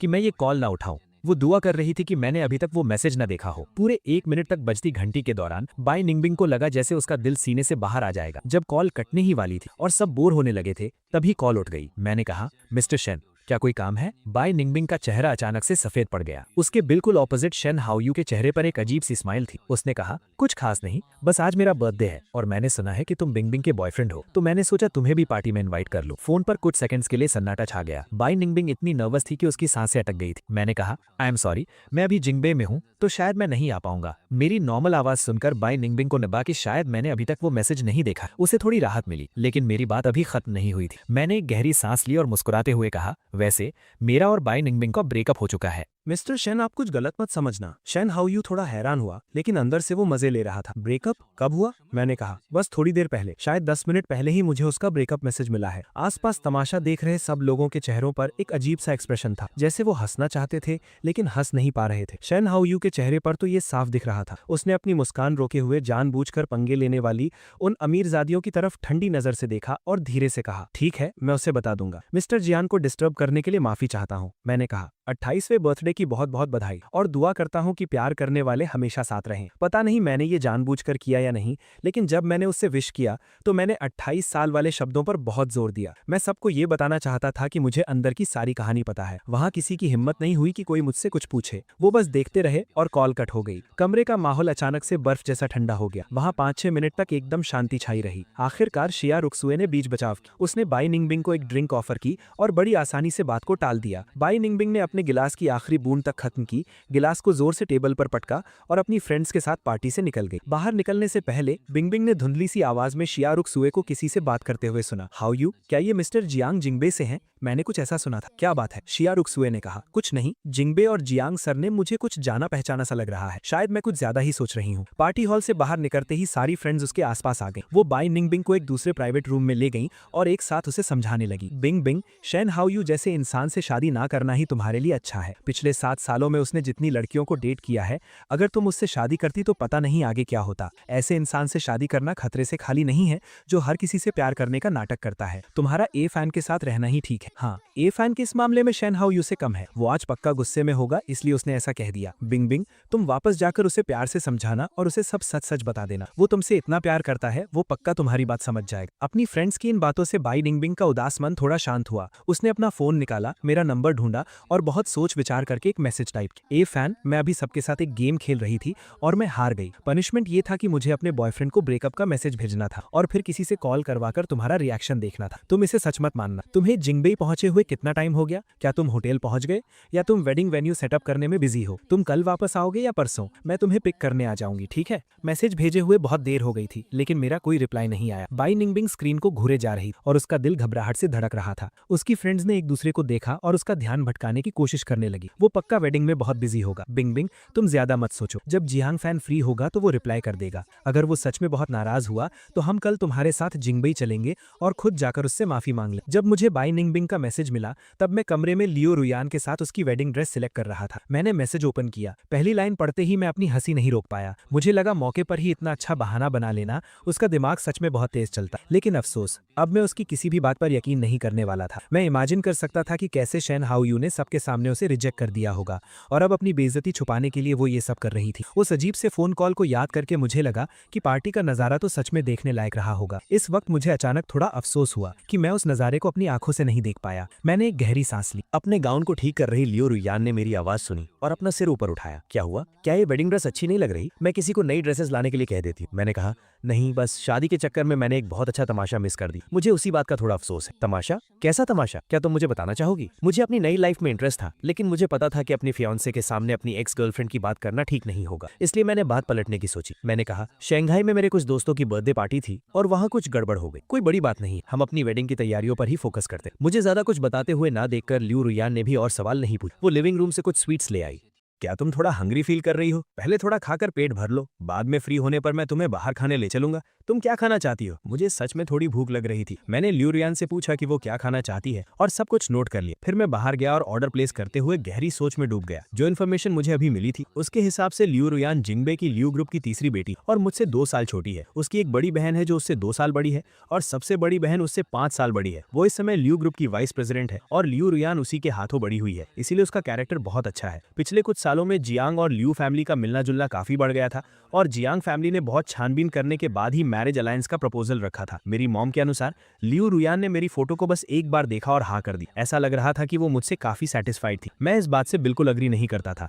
आखिरकार मैंने अपना पिछला रिलेशनशिप खत्म कर दिया था और मैं यहाँ सच में शादी करने और जियांग फैमिली के लिए कुछ करने वापस आया था। शुरू से लेकर आखिर तक मैंने इस मैरिज अलायंस को दिल पर नहीं लिया था। मेरा बस यही सोचना था कि अगर निभ गई तो ठीक, वरना डिवोर्स ले लेंगे। वो मेरी मॉम से लव एट फर्स्ट साइट जैसी बातें कर रही थी। एक पूरी दोपहर साथ बिताने के बाद भी हम दोनों अभी तक बहुत क्लोज नहीं हुए थे, लेकिन छोटी छोटी डिटेल से मैं फील कर सकता था कि मेरी ये फियांसे काफी अच्छी। उसके लुक्स के बारे में तो कुछ कहना ही नहीं, वो एकदम टॉप क्लास है और उसका नेचर अभी तक तो बहुत जेंटल और काइंड लग रहा था। वो काम भी बहुत सिस्टमैटिकली करती थी, काफी केयरफुल थी और दुनियादारी भी अच्छे से समझती थी। कुल मिलाकर अचानक मिली इस फियांसे से मैं सेटिस्फाइड था। सेटिस्फैक्शन के साथ साथ एक छोटा सा सरप्राइज भी था। ऐसा लग रहा था कि मेरे मॉम डैड की पसंद काफी अच्छी है। पूरी रात शराब पीने के बाद बाय निंगबिंग ने उठते ही सबसे पहले अपना फोन चेक किया कि मैंने उसके मैसेज का रिप्लाई किया है या नहीं। 10 घंटे से ज्यादा बीत चुके थे, लेकिन चैट बॉक्स अभी भी खाली था। बाय निंगबिंग ने अपनी आंखें जोर से मली और गुस्से में अपना फोन दीवार पर दे मारा, जिससे सब लोग अचानक जाग गए। उसकी ये हरकत देखकर सबकी नींद उड़ गई। किसी ने नहीं सोचा था कि मैं यानी जियांग फान भी ये हार्ड टू गेट वाले गेम्स खेलूंगा। उसके दोस्तों ने कहा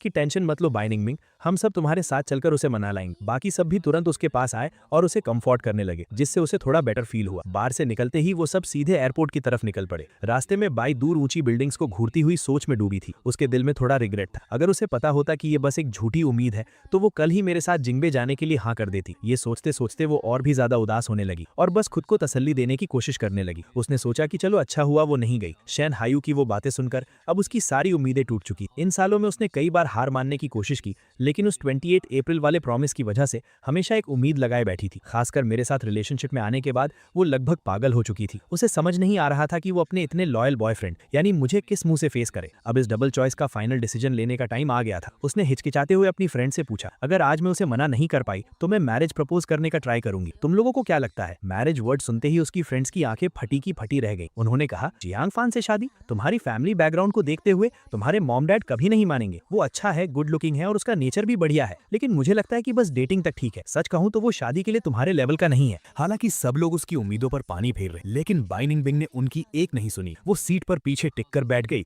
और उसके दिमाग में मेरे साथ बिताए हुए सारे पल फ्लैशबैक की तरह चलने लगे। उसके 25th बर्थडे के बाद से मैं हर कुछ महीनों में डायरेक्टली या इनडायरेक्टली शादी की बात छेड़ देता था ताकि उसका रिएक्शन जान सक। वो मेरी फीलिंग्स जानती थी। उसे पता था कि मेरी फैमिली प्रेशर डाल रही, लेकिन अपने सेल्फिश रीजंस के लिए वो हमेशा अनजान बनने की एक्टिंग करती रही। अब हम दोनों की उम्र भी कम नहीं थी और मैं उससे बेवजह प्यार करता था, इसलिए अब वो मुझे खोना नहीं चाहती। हालांकि शादी की इस राह में बहुत मुश्किलें थी, लेकिन वो ट्राई करने के लिए तैयार थी। ये सब सोचते हुए बाय निंगबिंग ने आखिरकार जिंगबे में मुझे प्रपोज करने का डिसीजन ले ही लिया। उसने अपनी असिस्टेंट को मैसेज किया कि वो उन वेडिंग रिंग्स को ऑक्शन में खरीद ले जो कुछ समय पहले इंटरनेट पर बहुत वायरल हुई। फ्लाइट में चढ़ने से ठीक पहले उसकी असिस्टेंट का रिप्लाई आया कि वो रिंग्स किसी ने 900 मिलियन के भारी प्राइस पर खरीद ली है। बाय निंगबिंग थोड़ी शॉक हो गई। बस एक वेडिंग रिंग के जोड़े के लिए इतना हाई प्राइस? बाय निंगबिंग ने बायर का नाम पूछा तो असिस्टेंट ने बस एक वर्ड में रिप्लाई किया, लियू। जिंगबे की लियू फैमिली। उस एलीट सर्कल में इस मशहूर सरनेम को याद करके बाय निंगबिंग भी थोड़ी हैरान रह गई, लेकिन उसकी लियू फैमिली की सेकंड डॉटर से थोड़ी बहुत जान पहचान थी, इसलिए उसने कॉल करके पूछ लिया। दूसरी तरफ से जवाब आया, वो वेडिंग रिंग्स मैंने खरीदी। आज मेरी छोटी बहन की शादी है तो मैंने उन्हें वेडिंग गिफ्ट के तौर पर देने के लिए वो रिंग्स ली। उसने कहा, निंगबिंग तुमने पूछने में बहुत देर कर दी। क्या इत्तेफाक है, आज लियू फैमिली की बेटी की भी शादी है? सारी अच्छी खबरें एक ही दिन कैसे आ गईं? बाय निंगबिंग की आंखों में थोड़ी हैरानी दिखी, फिर भी उसने बहुत केयरफुली और पोलाइटली उसे थैंक यू कहा। उसने कहा, मैंने कल बहुत ज्यादा पी ली थी, इसलिए मैं ऑक्शन में भाग लेना भूल गई। कोई बात नहीं, क्योंकि आपकी छोटी बहन की शादी हो रही है तो प्लीज मेरी तरफ से भी उन्हें कॉन्ग्रेचुलेशंस कह दीजिएगा। पता नहीं कौन सा लकी लड़का है जो इतना खुशकिस्मत है। जवाब मिला, मेरी बहन की शादी जांग फैमिली में हो रही है। दोनों फैमिलीज का स्टेटस बराबर है और वो दोनों एक साथ बहुत अच्छे लगते हैं। जांग फैमिली का नाम सुनते ही बाई निंगमिंग को मेरी याद आ गई। जांग फान का सरनेम भी तो जांग है। क्या वो लियू और जांग फैमिली की शादी अटेंड करने गया है? क्या जिंगबे की जांग फैमिली में मेरा कोई दोस्त या कजिन है? बाई निंगबिन के मन में ऐसे बहुत से अजीब ख्याल आने लगे। जैसे ही वो गाड़ी से उतरी, सर्दियों की ठंडी हवा का झोंका लगा और उसके सारे ख्याल गायब हो गए। उसने अपना सिर हिलाया, अपने माथे को दबाया और उन बेकार के ख्यालों को दिमाग से निकाल दिया। उसने सोचा, मैं तो बस एक ऑर्डिनरी छोटे शहर का लड़का हूँ, मेरा जांग फैमिली से क्या कनेक्शन हो सकता है? कैपिटल एयरपोर्ट पर फ्लाइट लैंड होने के बाद बाई निंगबिंग ने मुझे कॉल किया। ऐसा लग रहा था कि मेरा गुस्सा अभी तक शांत नहीं हुआ था। मेरे आसपास बहुत शोर शराबा था और मेरा एटीट्यूड भी कुछ खास अच्छा नहीं था। मैंने कहा, मेरी एक्स गर्लफ्रेंड ने मुझे स्पेशली कॉल किया है, कुछ काम है क्या? एक्स गर्लफ्रेंड वर्ड सुनते ही बाई निंगबिंग को कल की बात याद आ गई और उसका ब्लड प्रेशर हाई हो गया। लेकिन उसे पता था कि ये गुस्सा करने का टाइम नहीं, इसलिए उसने अपना गुस्सा कंट्रोल किया और पेशेंटली एक्सप्लेन करने लगी। उसने कहा, जांग फान, कल मैंने जो ब्रेकअप की बात कही थी वो बस एक मजाक था। क्या तुम मुझ पर ट्रस्ट नहीं कर सकते? मैंने जवाब दिया, मुझे कोई फर्क नहीं पड़ता कि वो कोई गेम था या नहीं, मैं बस उसी चीज पर बिलीव करता हूँ जो मैंने देखा। तुम्हें सफाई देने की कोई जरूरत नहीं, मैं अभी बहुत बिजी हूँ और मेरे पास तुमसे फालतू बातें करने का टाइम नहीं। इतना कहकर मुझे कोई परवाह नहीं थी कि उसका क्या रिएक्शन होगा। मैंने सीधा कॉल कट कर दिया। मेरे इस एटीट्यूड से बाई निंगबिंग का चेहरा गुस्से से लाल हो गया। उसकी फ्रेंड्स ने उसे समझाते हुए कहा, फोन पर मत लड़ो, बाद में मिलकर प्यार से बात करना, वो तुरंत मान जाएगा। अपनी फ्रेंड्स की बातें सुनकर बाई निंगबिंग थोड़ी शांत हुई। उसने ड्राइवर से कहा, टिंकवॉन विला चलो। जैसे ही उसने टिंकवॉन विला का नाम लिया, सबको एहसास हुआ कि कुछ गड़बड़ है। वो सब एक दूसरे को देखने लगी। क्या ये जगह जिंगबे का बहुत फेमस रिच एरिया नहीं है? वहां तो वो बड़े बड़े लोग रहते हैं जिनके सिर्फ खांसने भर से पूरे सर्कल में भूचाल आ जाता है। मेरे दोस्त की शादी का फंक्शन यहाँ हो रहा था। बाई निंगमिंग का दिल भी जोर जोर से धड़कने लगा। फ्लाइट में चढ़ने से पहले वाले वो ख्याल फिर से उसके दिमाग में आने लगे। क्या सच में ऐसा हो सकता है कि मैं जांग फैमिली का कोई दूर का रिश्तेदार हूँ? 10:30 बज चुके थे। शादी बस शुरू ही होने वाली थी। मेहमान धीरे धीरे अपनी सीट्स पर बैठ रहे। मैं टॉप फ्लोर की बैल्कनी पर खड़ा था। इस शादी की पूरी प्लानिंग और डेकोरेशन लियू रुयान ने खुद अकेले संभाली थी और उसने बहुत मेहनत की थी। मुझे तब जाकर एहसास हुआ कि मेरी मॉम झूठ नहीं बोल रही थी, बल्कि उन्होंने तो कम ही बताया था। जियांग और लियू फैमिली की शादी थी तो नॉर्मली पूरे सर्कल की जानी मानी फैमिलीज के आने की उम्मीद थी, लेकिन ज्यादा से ज्यादा 700-800 टेबल्स ही लगनी चाहिए थी। तो फिर इतने बड़े वेन्यू की क्या जरूरत थी? हालांकि धूप खिली हुई थी, लेकिन सर्दियों का मौसम था तो बाहर अभी भी थोड़ी ठंड थी। गेस्ट्स के कंफर्ट के लिए चारों तरफ अनगिनत एसीज लगवाए गए थे। यूरोप से एयर फ्रेट करके लाए गए फ्रेश फ्लावर्स से स्टेज को डेकोरेट किया गया था और जो रिटर्न गिफ्ट्स दिए जा रहे थे वो प्योर गोल्ड से बने हुए लॉक्स थे जो हर एक गेस्ट को दिए जा रहे थे। इस तरह के ग्रैंड और लैविश सेटअप को देखकर बचपन से फॉरेन में पले बढ़े मेरे जैसे इंसान को भी थोड़ा अजीब लग रहा था। मैंने हवा से उड़े अपने बालों को सेट किया और बस कुछ कहने ही वाला था कि लियू रुयान मेरे पास आ गई। उसने कहा, बाहर ठंड है, चलो अंदर चलते हैं। मैंने हाँ में सिर हिलाया और उसके पीछे रूम में चला गया। लियू रुयान ने मुझे गर्म कॉफी का कप ला कर दिया। उसने कहा, अभी किसी का कॉल आया था कि वो जिंगबे पहुंच गए हैं और शादी का वेन्यू पूछ रहे हैं। क्या वो तुम्हारे दोस्त हैं? क्या हमें किसी को उन्हें गेट से रिसीव करने के लिए भेजना चाहिए? मैंने तुरंत अपना फोन उठाया और कॉल हिस्ट्री चेक। टैंग यान का नाम देखते ही मेरे चेहरे के एक्सप्रेशंस अचानक से अजीब हो गए। मैंने सोचा, टैंग यान का कॉल? तो वो जिंगबे आ गए हैं। मेरे होठों पर एक अजीब सी स्माइल आ गई। मैंने कहा, उन्हें रिसीव करने की कोई जरूरत नहीं, वो खुद ही अंदर आ जाएंगे। और हाँ, यहाँ बहुत सारे लोग आ गए हैं। मैंने देखा कि मेरे डैड पर भी बहुत से कैमरास चुपके से फोकस कर रहे हैं, तो बेहतर होगा कि हम सिक्योरिटी थोड़ी टाइट कर दें ताकि कोई प्रॉब्लम ना हो। लियू रुयान ने ज्यादा कुछ नहीं सोचा और मान गई। रूम से जाने से पहले उसने वेडिंग रिंग्स मेरे हाथ में दे दी। लियू रुयान को रूम से बाहर जाते देख मैं जो हंसी इतनी देर से रोक रहा था वो आखिरकार फूट पड़ी। बाई निंगबिंग मेरी शादी अटेंड करने आई थी। मैं इमेजिन भी नहीं कर सकता था कि जब वो मुझे स्टेज पर खड़ा देखेगी तो उसके चेहरे का रिएक्शन कितना मजेदार होगा। मैंने अपने हाथ में पकड़े रिंग बॉक्स को उठाया और उसे खोला। अंदर रखी रिंग्स को देखकर मैं थोड़ा हैरान रह गया। ये वही रिंग्स थी जो मैंने 2 महीने पहले एक मैगजीन में देखी थी और बाई निंगबिंग को भी दिखाई थी। उस वक्त मैं इमेजिन कर रहा था कि किसी दिन मैं घुटनों के बल बैठकर उसे इन्हीं रिंग्स से प्रपोज करूंगा। लेकिन कौन सोच सकता था कि बस आधे महीने बाद ही मुझे उसके और शेन हाओयू के चक्कर के बारे में पता चल जाएगा। वो शादी और रिंग्स जिसका मुझे कब से इंतजार था, अब मेरे पास वो सब कुछ था और दुल्हन का बदल जाना तो सबसे अच्छा हुआ। आज के दिन मेरे मन में उन बीते 7 सालों के लिए कोई दुख या रिग्रेट नहीं बचा था। अब मैं बस खुश था कि मैं बच गया। पूरे 11 बजे शादी सही टाइम पर शुरू। सबकी नजरों के सामने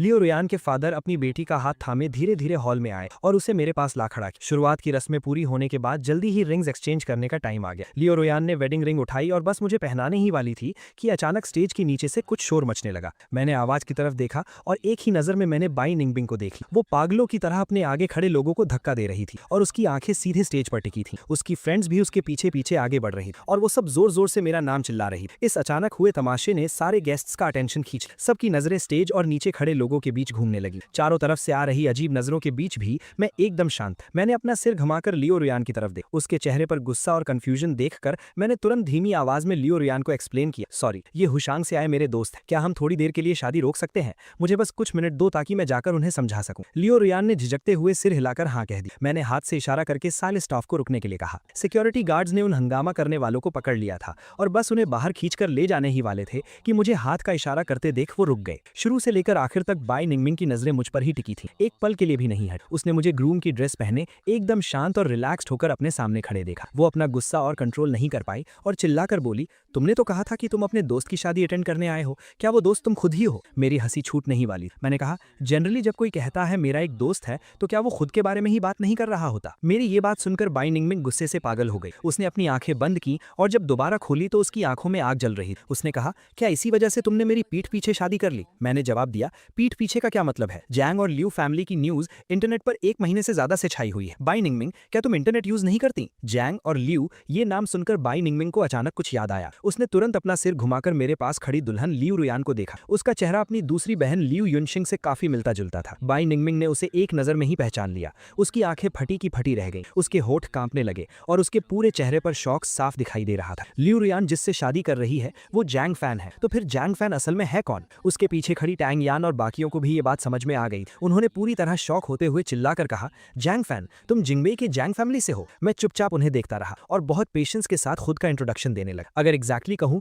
तो मैं जिंगबेई के जैंग ग्रुप का नेक्स्ट एयर हूं। जैंग शूलिन और ये सीएंग का इकलौता बेटा और लियू रुयान का फियांसे हूं। क्या आप लोगों को मेरी आइडेंटिटी को लेकर अभी भी कोई डाउट है? इतने सारे बड़े टाइटल्स सुनकर वो 6 की 6 बिल्कुल शांत हो गई। हुशांग में ये अमीर लड़कियां बेशक कुछ भी कर सकती थी, लेकिन ये जिंगबेई था, कंट्री का कैपिटल। उनके फैमिली स्टेटस और बैकग्राउंड की जैंग और लियू फैमिली के सामने कोई औकात नहीं। पता नहीं कितनी देर की शांति के बाद बाई निंगमिंग ने रुंधी हुई आवाज में एक ऐसा सवाल पूछा जो उसके लिए बहुत इंपॉर्टेंट। उसने कहा, तुमने मुझे पहले कभी ये सब क्यों नहीं बताया? मैंने जवाब दिया, क्या तुमने भी मुझसे बहुत कुछ नहीं छुपाया था, जैसे कि वो 28 बर्थडे वाला प्रॉमिस? मेरे इन 2 सेंटेंसेस से बाई निंगमिंग का चेहरा बिल्कुल पीला पड़ गया। वो फिर से तड़पने लगी। वो बेचैनी से मुझे एक्सप्लेन करने लगी। मैं इस बारे में सब कुछ एक्सप्लेन कर सकती हूँ। जैंग फैन, मैं कभी शेन हाओयू को भुला नहीं पाई थी, लेकिन इन 7 सालों में उसकी बात अभी बीच में ही थी कि लियू रुयान जो अब तक चुपचाप सब कुछ देख रही थी, उसने उसकी बात बीच में काट दी। उसने सिक्योरिटी गार्ड से कहा, इन्हें यहाँ से ले जाओ। लियू रुयान ने मेरा हाथ पकड़ा और बहुत प्यार से मुझसे कहा, अभी इन सब चीजों को हैंडल करने का सही टाइम नहीं है जैंग फैन। जब शादी खत्म हो जाएगी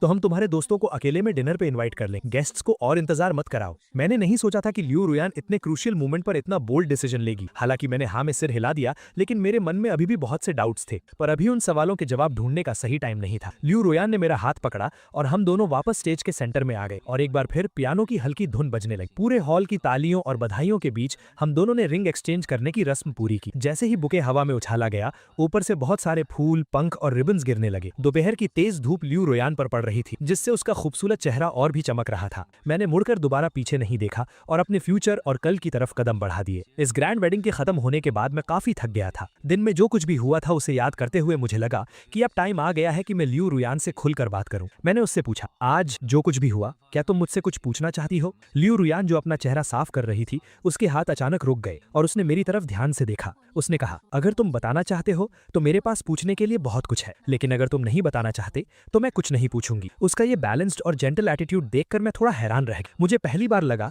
कि जैसे मैंने किसी बहुत ही खास इंसान से शादी कर ली है। मैंने पूछा, क्या तुम क्यूरियस नहीं हो कि मेरा उनके साथ आखिर क्या कनेक्शन है? क्या तुम्हें टेंशन नहीं है कि आज जो कुछ हुआ उसके पीछे कोई बड़ा ड्रामा हो सकता है? लियू रुयान पास ही रखी एक सॉफ्ट चेयर पर बैठ गई। उसकी आंखों में एक अजीब सा सुकून था। उसने कहा, क्यूरियोसिटी और टेंशन दोनों है, लेकिन वो सब इंपॉर्टेंट नहीं है। है, इंपॉर्टेंट ये है कि हमारी शादी बिना किसी प्रॉब्लम के पूरी हो गई और तुम मेरे हस्बैंड बन गए हो। अब हम एक साथ आने वाले कल की तरफ कदम बढ़ाएंगे। जहां तक पास्ट की बात है, अगर तुम शेयर करना चाहते हो तो मुझे खुशी होगी, और अगर तुम नहीं बताना चाहते तो मैं समझ सकती हूँ। सब कुछ बीत चुका है तो फिर उन चीजों के पीछे क्यों भागना जिन्हें बदला नहीं जा सकता। एक पल के लिए मुझे लोगों के बीच का अंतर महसूस हुआ और लियू रोयान के बारे में मेरी सोच एक बार फिर से बदल गई। उसकी इन बातों से इंप्रेस होकर मैं भी अब कुछ छुपाना नहीं चाहता था, तो मैंने फैसला किया कि मैं सब कुछ साफ साफ बता दूंगा। मैंने कहा, शादी में जो लोग आए थे वो मेरी एक्स गर्लफ्रेंड और उसकी फ्रेंड्स थी। हम 7 साल तक रिलेशनशिप में थे और मैं उससे शादी करना चाहता था, लेकिन वो हमेशा दिल ही दिल में किसी और को पसंद करती थी। जब मुझे ये पता चला तो मैंने ब्रेकअप कर ली और जिंगबे वापस आ गया। उसी वक्त मेरे मॉम डैड भी शादी के लिए प्रेशर डाल रहे थे, तो मैंने बस हाँ कर दी। कल ही मेरा उससे ऑफिशियली ब्रेकअप हुआ था। उसे नहीं पता था कि मैं जैंग फैमिली से हूँ, इसलिए वो शादी में आकर तमाशा करने लगी। मेरी बातें सुनते सुनते लियू रुयान के चेहरे पर एक अजीब सा एक्सप्रेशन आ गया। उसने कहा, कल ब्रेकअप हुआ और आज तुमने शादी कर ली, क्या ये थोड़ा जल्दबाजी नहीं हो गई? मैंने कहा, शायद ये थोड़ी जल्दबाजी थी, लेकिन तुम्हारी और मेरी तो सिर्फ एक बिजनेस मैरिज है। बस बाहर वालों की नजरों में हमें एक स्टेबल कपल बनकर रहना है, इतना काफी नहीं है क्या? ये बोलते हुए मेरे चेहरे पर ऐसे एक्सप्रेशंस थे जैसे मैं बिल्कुल सही बात कह रहा हूँ, जिसे देखकर लियू रोयान के चेहरे पर एक हल्की सी स्माइल आ गई। उसने पूछा, क्या तुम्हें बिल्कुल भी फिक्र नहीं थी कि तुम्हारी शादी किससे हो रही है? मैंने जवाब दिया, मुझे कुछ खास फर्क नहीं पड़ता, मैं तो बस जल्दी से जल्दी जियांग ग्रुप को इनहेरिट करना चाहता हूँ। लियो रुयान का दिल अचानक जोर से धड़का। उसने मुझे बहुत देर तक एकटक देखा और फिर धीरे से हाँ में सिर हिला दी। दूसरी तरफ बाई निंगबिंग को सिक्योरिटी गार्ड्स ने कई 100 मीटर्स तक घसीटा था। उसने अपनी पूरी लाइफ में इतनी बेइज्जती कभी फील नहीं की थी। उसकी फ्रेंड्स का हाल भी कुछ खास अच्छा नहीं था। उन सबको विला के गेट के बाहर फेंक दिया गया था। दर्जनों सिक्योरिटी गार्ड्स उन्हें वहां से भगा रहे थे। वो गुस्से में तो थीं, लेकिन कुछ बोल नहीं पा रही, और सीढ़ियों के नीचे सैकड़ों रिपोर्टर्स अपने कैमरास के साथ खड़े थे, जो इस सेंचुरी वेडिंग की फोटोज ना ले पाने की वजह से परेशान थे। कुछ तेज नजर वाले रिपोर्टर्स ने बाई निंगबिंग को तुरंत पहचान लिया। वो सब चिल्लाते हुए उसका इंटरव्यू लेने के लिए उसकी तरफ दौड़े। उन्होंने पूछा, मिस बाई, क्या आपको भी लियू फैमिली की तीसरी बेटी और मिस्टर जियांग की शादी में इनवाइट किया गया था? आपकी हालत अभी कुछ ठीक नहीं लग रही है, क्या आप बता सकती हैं कि अंदर क्या हुआ? जैसे ही एक ने पूछना शुरू किया, बाकी रिपोर्टर्स भी उसकी फोटोज लेने और सवाल पूछने के लिए आगे बढ़ गए। बाई निंगबिंग का मूड पहले ही बहुत खराब था, और अब अपने इस शर्मनाक हालत में फोटोज खींचते देख वो अचानक भड़क उठी। उसने सीधे अपने सामने खड़े लोगों को धक्का देकर गिरा दिया, कई कैमरास तोड़ दिए और फिर अपने लोगों के साथ वहां से चली गई। उसी रात बाई निंगबिंग का रिपोर्टर्स पर हमला करने का वो इंसिडेंट एंटरटेनमेंट न्यूज की हेडलाइंस बन गए। बाई ग्रुप की रेपुटेशन रातों रात मिट्टी में मिल गई और उनके खिलाफ नेगेटिव आर्टिकल्स की बाढ़ आ गई। बाई फैमिली ने पानी की तरह पैसा बहाया, लेकिन फिर भी वो इस खबर को रोक नहीं पाए। जब शेन हाओयू का कॉल आया तो बाई निंगबिंग खुद को होटल के रूम में लॉक करके नशे में धुत बैठी थी। उसने कहा, हेलो निंगबिंग, मैंने न्यूज में देखा कि जिस लड़के की शादी लियू फैमिली में हो रही है वो जियांग फैन है। क्या वो जियांग फैमिली से है? और अगर है भी तो क्या? हाँ में जवाब सुनने के बाद शेन हाओयू की आवाज में एक अजीब सी एक्साइटमेंट थी। उसने कहा, अभी शाहरुखसेन ने मुझे बताया कि बाई, जियांग, लियू और शेन, इन चारों फैमिलीज का जॉइंट प्रोजेक्ट प्लान अब तैयार हो गया है। सुना है कि इस प्रोजेक्ट का फाइनल डिसीजन जिंग बी वालों के हाथ में है। चूंकि तुमने उसके साथ इतने सालों तक रिलेशनशिप रखा है, तो क्या कोई ऐसा तरीका है जिससे हम उसकी मदद मांग सकें ताकि ये प्रोजेक्ट हमारे हाथ में आ जाए? हालांकि बाई निंगबिंग नशे में थी, लेकिन अभी भी उसमें थोड़ी अकल बची थी। उसने एक ठंडी हंसी हंसते हुए बहुत ही डेस्परेट आवाज में कहा, उससे मदद मांगू? उसने लियू रुयान से शादी कर ली है। शेन हाओयू ने कहा, तो क्या हुआ? क्या तुम दोनों 7 साल तक साथ नहीं थे? अब भले ही तुम्हारा ब्रेकअप हो गया है, फिर भी वो उन पुराने दिनों की खातिर तुम्हारी मदद जरूर करेगा। तुम बस ट्राई तो करो। शेन हाओयू ने आगे कहा, अंकल बाई ने अभी मुझे कॉल किया था और बहुत ही गुस्से में पूछ रहे थे कि तुम कहाँ हो। अगर हम ये प्रोजेक्ट हासिल कर लें तो उनका गुस्सा भी शांत हो जाएगा और वो तुमसे आज की बात को लेकर नाराज भी नहीं होंगे, है ना? उसकी ये बातें सुनकर बाई निंगबिंग का दिल थोड़ा पिघल गया, लेकिन वो कोई पक्का वादा भी नहीं कर सकती थी, इसलिए उसने बस एक गोलमोल सा जवाब दिया और कॉल कट कर दी। वो लड़खड़ाते हुए उठी और वॉशरूम जाकर अपना चेहरा धोया, जिससे उसका नशा काफी हद तक उतर गया। कुछ मिनटों बाद टैंग यान डोर नॉक करके अंदर आई और वो भी उसे उसी प्रोजेक्ट के बारे में समझाने लगी। बाई निंगबिंग सोफा पर पीछे टिक कर बैठ गई। उसकी नजरें खिड़की के बाहर टिकी थी और उसके दिमाग में बहुत कुछ चल रहा था। ये प्रोजेक्ट एक सोने की खदान की तरह था, जिसके लिए जिंगबी, हुशांग, हांगकांग और मकाओ की बड़ी बड़ी पावर्स लड़ रही थी। हुशांग की 4 बड़ी फैमिलीज ने हाथ इसलिए मिलाया था ताकि वो इस मौके को हाथ से जाने ना दे, और जो इन्फॉर्मेशन उन्हें मिली थी उसके हिसाब से इस प्रोजेक्ट की इंचार्ज 90% चांस था कि जियांग जियाओ ही होंगी। वो मेरी अपनी आंट थी, अगर वो मेरे थ्रू उन तक पहुंच सकें तो ये काम बहुत आसान हो जाएगा। थोड़ी देर सोचने के बाद बाई निंगबिंग ने तय किया कि वो एक बार ट्राई जरूर करेगी, सिर्फ इस प्रोजेक्ट के लिए ही नहीं बल्कि अपने सेल्फिश रीजंस के लिए भी। वो किसी तरह मुझसे एक बार और मिलना चाहती। शादी के दूसरे दिन मैरिज सर्टिफिकेट लेने के बाद मैं सीधा जियांग ग्रुप के हेडक्वार्टर्स चला गया, जहां मुझे वाइस प्रेसिडेंट की पोस्ट संभालनी थी, ताकि मैं जल्दी से सब कुछ सीख सकूं। मेरे डैड ने अपने कुछ खास और एक्सपीरियंस्ड सेक्रेटरीज और असिस्टेंट्स मुझे दे दिए थे। मैंने पूरा दिन फाइल्स और रिपोर्ट्स पढ़ी और आखिरकार कंपनी के अंदर की सिचुएशन को थोड़ा बहुत समझ लिया। जब मेरा ध्यान टाइम पर गया तो मैंने देखा कि बाहर अंधेरा हो चुका था। रात के 8 बज रहे थे और पूरी बिल्डिंग में सिर्फ मेरे ऑफिस की लाइट्स ऑन थी। तभी मैंने देखा कि लियू रुयान वहां खड़ी थी। मैंने पूछा, तुम यहाँ कैसे आई? लियू रुआन ने एक हल्की सी स्माइल दी और उसकी आवाज में थोड़ी सी बेबसी थी। उसने कहा, आज हमारी शादी का दूसरा दिन है। लॉजिकली तो अभी हमारी मैरिज लीव्स चल रही होनी चाहिए। तब मुझे अचानक याद आया कि सुबह जब हम सिविल अफेयर्स ब्यूरो से बाहर आए थे और मैंने कंपनी जाने की बात कही थी, तो लियू रुआन के चेहरे पर कैसा अजीब सा एक्सप्रेशन आया था। अब जाकर मुझे उसके उस एक्सप्रेशन का मतलब समझ आया। मैंने थोड़े एम्बैरेसमेंट के साथ एक्सप्लेन किया, मेरी पहली शादी है तो मुझे इसका कोई एक्सपीरियंस नहीं है, मैं ये सब भूल गया था। लेकिन मैरिज लीव्स और हनीमून जैसी चीजें तो नॉर्मल कपल्स के लिए होती है ना, हमारी तो सिर्फ एक बिजनेस मैरिज है, तो हमें इन सब चीजों को सेलिब्रेट करने की क्या जरूरत है। लियू रुआन की आंखों में एक पल के लिए मायूसी दिखी, जिसे देख पाना बहुत मुश्किल था, लेकिन उसने तुरंत खुद को संभाल लिया और कार की को ड्राइवर सीट का दरवाजा खोलकर अंदर बैठ गई। उसने कहा, अगर तुम बिजी हो तो सेलिब्रेट करने की जरूरत नहीं है, लेकिन आखिरकार हमारी शादी हुई है, तो क्या ये बिजी वाइस प्रेसिडेंट मेरे साथ डिनर करने के लिए हाँ कहेंगे? उसके बात करने के तरीके में थोड़ा मजाक था, जिसे सुनकर मेरे चेहरे पर भी एक स्माइल आ गई और मैं खुशी खुशी कार में बैठ गया। ये डिनर एक बहुत फेमस वेस्टर्न रेस्टोरेंट पे प्लान किया गया था। ये खाने का टाइम था और हम दोनों थोड़े लेट आए थे, इसलिए सारे प्राइवेट रूम्स फुल थे। मुझे भी बहुत तेज भूख लगी थी, तो मैंने सोचा कि और परेशान होने का क्या फायदा। लियू रुआन की परमिशन लेने के बाद हम मेन हॉल में खिड़की के पास एक कॉर्नर टेबल पर बैठ गए। मेन्यू हाथ में आते ही लियू रुआन ने वो मुझे दे दिया और फिर इस रेस्टोरेंट की कुछ सिग्नेचर डिशेस के बारे में बताने लगी। उसके सजेशन सुनने के बाद मैंने अपनी पसंद की 4-5 डिशेस ऑर्डर कर दी और फिर मेन्यू वापस उसे दे दिया। लेकिन लियू रुआन ने और कुछ ऑर्डर नहीं किया। मैंने पूछा, क्या तुम सच में कुछ और ऑर्डर नहीं करोगी? मेरा टेस्ट थोड़ा अजीब है, हो सकता है तुम्हें वो सब पसंद ना आए। उसने हंसते हुए ना में सिर हिलाया। उसकी आंखों में एक चमक थी जब उसने मेरी तरफ देखा। उसने कहा, जब हम हस्बैंड वाइफ हैं और हमें हर रोज एक ही टेबल पर खाना खाना है, तो जो तुम्हें पसंद है मुझे भी वो ट्राई करना चाहिए ना, धीरे धीरे मुझे भी आदत हो जाएगी। मैंने कहा, हमारी शादी हुई है, मैंने खुद को बेच थोड़ी ना दिया है, हमें अपना मनपसंद खाना चुनने का पूरा हक है, तुम्हें इतना कुछ सोचने की जरूरत नहीं है। अगर तुम्हारे मन में कुछ है तो तुम मुझे सीधा बता सकती हो, हम डिस्कस कर सकते हैं। उसने कहा, क्या हम कुछ भी डिस्कस कर सकते हैं? तो फिर हनीमून कैंसिल ना करने की बात डिस्कस करें। उसके चेहरे पर इतना सीरियस एक्सप्रेशन देखकर मुझे लगा कि वो मुझसे कोई बड़ी डिमांड करने वाली, लेकिन उसने जो बात कही वो हनीमून की थी, जिसे सुनकर मैं थोड़ा हैरान हो गया। मैंने पूछा, क्या तुम सच में हनीमून पर जाना चाहती हो? उसने कहा, इस शादी की तैयारियों में हम बहुत बिजी रहे हैं, तो मैं बस कुछ दिन रिलैक्स करना चाहती हूँ और दोनों फैमिलीज के बड़े भी यही चाहते हैं कि हम जल्दी से एक दूसरे के करीब आएं। मुझे लगता है कि हनीमून इसके लिए बहुत अच्छा चांस होगा। तुम्हें क्या लगता है? उसकी इतनी सिंसियर आवाज सुनकर जो बहाने मैंने सोच रखे थे वो सब मेरे गले में ही अटक गए। सच कहूं तो लियू रियान एक बहुत अच्छी वाइफ जो हर जगह मेरे डिसीजंस की रिस्पेक्ट करती थी। मेरे लिए हनीमून पर जाना या ना जाना बराबर था और मैं इस छोटी सी बात के लिए उसका दिल नहीं दुखाना चाहता था, इसलिए मैंने हाँ कह दी। मेरा पॉजिटिव आंसर सुनने के बाद लियू रियान की स्माइल और भी ब्राइट हो गई। उसने कहा, ठीक है, जब तुम अपने काम से फ्री हो जाओगे तब मैं सब कुछ अरेंज कर दूंगी। बाइनिंग बिंग ने पूरा दिन जियांग ग्रुप की बिल्डिंग के नीचे मेरा इंतजार किया था। तब जाकर उसने मुझे देखा था। वो मेरे पीछे पीछे रेस्टोरेंट तक आई थी ताकि उसे मुझसे अकेले बात करने का मौका मिल सके, लेकिन पूरी रात मैं अपनी सीट से नहीं उठा। लियू रियान के साथ हंसी मजाक करते हुए और एक दूसरे को खाना सर्व करते देखकर उसके दिल में बहुत तेज दर्द हुआ। उसकी टेबल पर खाना आए हुए 2 घंटे हो चुके थे, लेकिन उसने एक निवारा भी नहीं खाया था। उसकी नजरें सिर्फ मेरे मुस्कुराते चेहरे पर टिकी थी। बड़ी मुश्किल से जब मैं उठकर वॉशरूम की तरफ गया तो बाइनिंग बिंग भी तुरंत मेरे पीछे आ गई और हॉलवे में मुझे आवाज दी। उसने पूछा, जियांग फान, तुमने लियू रियान से शादी करने के लिए हाँ क्यों कहा? मैंने मुड़कर देखा।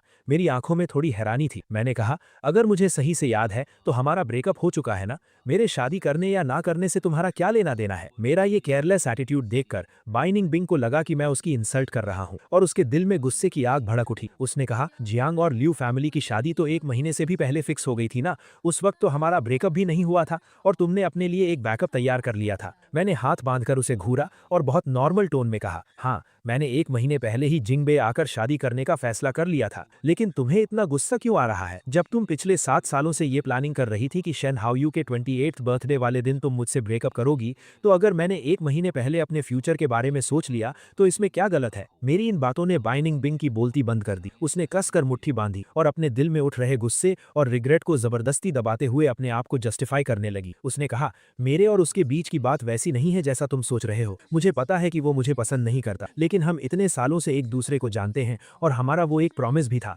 इसीलिए वो हमेशा से मेरे दिल की एक जिद बन गया था। उसने आगे कहा, मैं सच में तुम्हारे साथ एक अच्छी लाइफ बिताना चाहती थी। जिंगबे आते हुए रास्ते में मैं तुम्हें प्रपोज करने के लिए पूरी तरह तैयार थी। मैंने तो वेडिंग रिंग्स भी सिलेक्ट कर ली थी। जियांग फान, क्या तुम मुझ पर एक बार विश्वास नहीं कर सकते? मैंने जवाब दिया, जब उसने तुम्हें पूरी तरह से रिजेक्ट कर दिया तब जाकर तुम्हें मेरे जैसे बैकअप प्लान की याद आई है ना? मैंने आगे कहा, कितनी अफसोस की बात है कि मेरी शादी हो चुकी है। बाइनिंग बिंग, तुम्हें जाकर शेन हाओयू को ही प्रपोज करना करना चाहिए, हो सकता है वो मान जाए। मेरी आवाज में साफ साफ ताना था, जिसे सुनकर बाई निंगबिंग और भी ज्यादा तड़प उठ। वो एक कदम आगे बढ़ी और मेरा हाथ पकड़ने की कोशिश की, लेकिन मैंने अपना हाथ पीछे खींच लिया। उसने कहा, मैंने उसे कभी पसंद नहीं किया। मैं बेवकूफ थी जो उसे पहले समझ नहीं पाई। उस दिन बर्थडे पार्टी के बाद मुझे समझ आया कि इन 7 सालों में मुझे तुम्हारी आदत हो गई है। मैं सच में तुमसे शादी करना चाहती थी। पहले मुझे लगता था कि भले ही वो 2 नावों में पैर रख रही है, लेकिन फिर भी उसके दिल में थोड़ी बहुत सच्चाई तो है। लेकिन अब उसकी ये बातें सुनकर मुझे घिन आ रही थी। मैंने कहा, तुम्हें नफरत है कि शेन हाओयू ने तुम्हें एक्सेप्ट नहीं किया। तुम्हें नफरत है कि उसने तुम्हें एक बैकअप प्लान की तरह यूज किया। क्या तुम्हें लगता है कि तुम सब समझती हो? तुमने शेन हाओयू का 7 साल तक इंतजार किया। तुम्हारा ये सच्चा प्यार तो पूरी दुनिया देख सकती है। तुम तो अपने इस ड्रामे से खुद को ही इमोशनल कर रही हो। लेकिन जब तुम उससे नफरत कर रही तो क्या तुमने कभी सोचा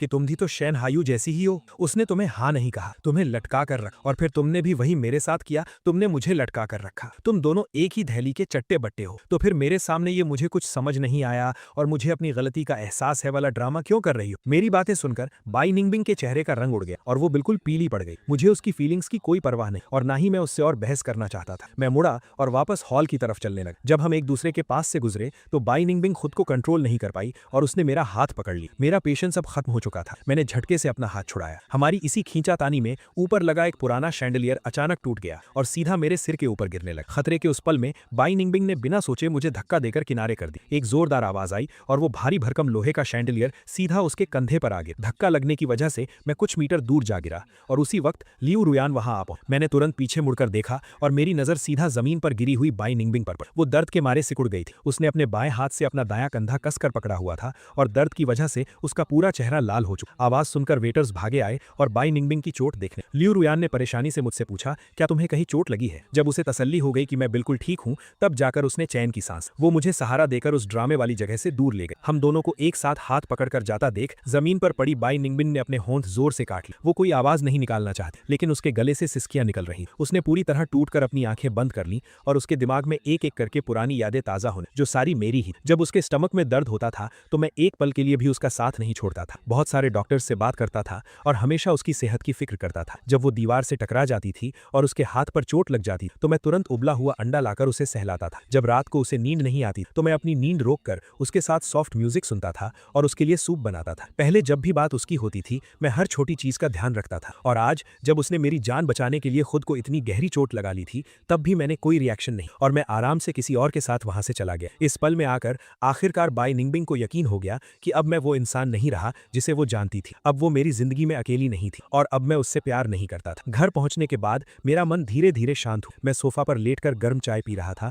लेकिन जो कुछ अभी हुआ था उसे याद करके मेरा दिल अभी भी घबरा रहा था। मैं बस लियू रुयान से कुछ कहने ही वाला था कि मैंने अपना सिर घुमाया तो देखा कि वो मेडिकल बॉक्स लेकर नीचे बैठी। मैंने पूछा, मुझे कोई चोट नहीं लगी, तुम ये मेडिकल बॉक्स क्यों लेकर आई हो? लियू रुयान ने कोई जवाब नहीं दिया, बस धीरे से मेरे एंकल की तरफ इशारा किया। मैंने उसकी नजर का पीछा किया तो देखा कि मेरे एड़ी के पास कांच के टुकड़े से थोड़ी सी छील गई है। लियू रुयान ने रुई में थोड़ा सा अल्कोहल लिया और कहा, इसमें थोड़ा दर्द हो सकता है। इतनी छोटी सी चोट पर मैं नॉर्मली कभी ध्यान नहीं देता था, इसलिए लियू रुयान को इसके लिए इतना परेशान होते देख मुझे थोड़ा अजीब लगा। मैंने कहा, ये छोटी सी चोट है, इस पर दवाई लगाने की कोई जरूरत नहीं, तुम इतनी टेंशन मत लो। मैंने ये कह तो दिया, लेकिन जैसे ही अल्कोहल मेरी चोट पर लगा मैंने दर्द से एक गहरी सांस ली। क्लीन करने के बाद लियू रुयान ने चोट पर बैंडेड लगा दी। उसने कहा, मैं अभी किसी से वाटरप्रूफ बैंडेड मंगवाती हूँ। अगले 2 दिन जब तुम नहाओगे तो ध्यान रखना कि इसे लगाकर ही नहाना ताकि चोट में पानी ना जाए। बाहर जाना हो तो बस स्लीपर्स पहन लेना। मैं बचपन से ही घर छोड़कर अपनी आंट के साथ रहा। देश वापस आने के बाद 4 साल कॉलेज और 6 साल रिलेशनशिप में मैं हमेशा बाहर अकेला ही रहा था। ये पहली बार था जब किसी ने मेरी इतनी छोटी सी चोट के लिए इतनी परवाह की। मैं हैरान तो था,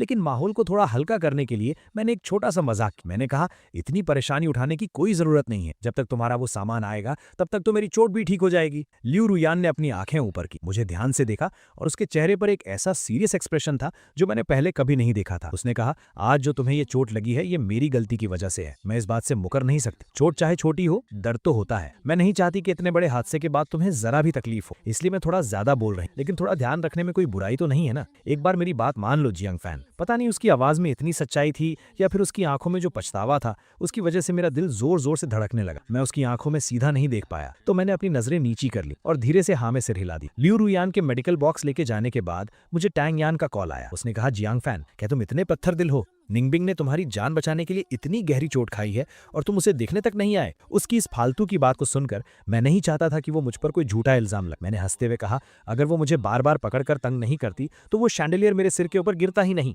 उसकी चोट उसकी अपनी गलती का नतीजा। क्या तुम इसका इल्जाम भी मेरे सिर मढ़ रही हो? टैंग यान ने कहा, बात चाहे जो भी हो, लेकिन उसने जानलेवा मौके पर तुम्हें धक्का देकर बचाया ना। क्या तुम सच में अपने पुराने रिश्ते की जरा भी कदर नहीं करते? मुझे उसके इस बेशर्मी और बातों को घुमाने के टैलेंट पर सच में हैरानी हो। मेरा उसके साथ और बहस करने का कोई मन नहीं। अचानक मेरी नजर मेरे पैर पर लगे बैंडेड पर पड़ी तो मैंने एक झूठ बोल दिया। मैंने कहा, मैं सच में देखने आना चाहता था, लेकिन मेरे पैर में चोट लग गई है और मैं घर से बाहर नहीं निकल सकता। फोन पर 10 सेकंड्स तक शांति रही। फिर उसने अपना गला साफ किया और उसकी टोन थोड़ी नर्म हो गई। उसने कहा, अगर तुम नहीं आ सकते तो कोई बात नहीं, लेकिन तुम्हें यह एहसान तो चुकाना ही पड़े। एक काम करो, मैंने सुना है कि 1 महीने बाद युनदाओ प्रोजेक्ट का अप्रूवल डिनर है। तुम अपने सेक्रेटरी से कहकर कुछ इन्विटेशन कार्ड्स भिजवा दो, फिर हम हिसाब बराबर कर लेंगे। तो ये थी उनकी पूरी प्लानिंग। मैं अपनी हंसी रोक नहीं पाया और मैंने बस यूं ही हाँ कह दिया। कॉल कट करने के बाद मैंने अपनी आंट को कुछ मैसेजेस भेजे और इस प्रोजेक्ट की पूरी डिटेल्स पूछी। फिर मैंने उनसे कहा कि वो कल मुझे कुछ इन्विटेशन कार्ड्स भिजवा दें। अगले कुछ दिनों तक मैं जहां भी जाता, लियू रुयान मेरे पीछे पीछे आती। शुरू में मैं उसे कहता था कि वो जाकर अपने काम करे, लेकिन हर बार वो मुझे मैरिज लीव का बहाना देकर चुप करा देती। धीरे धीरे मुझे एहसास हुआ कि जब लियू रुयान मेरे साथ होती थी तो काम में चाहे कोई भी प्रॉब्लम आए, वो हमेशा मुझे सही एडवाइस देती। मुझे उसकी आदत होने लगी और हर वक्त साथ रहने की वजह से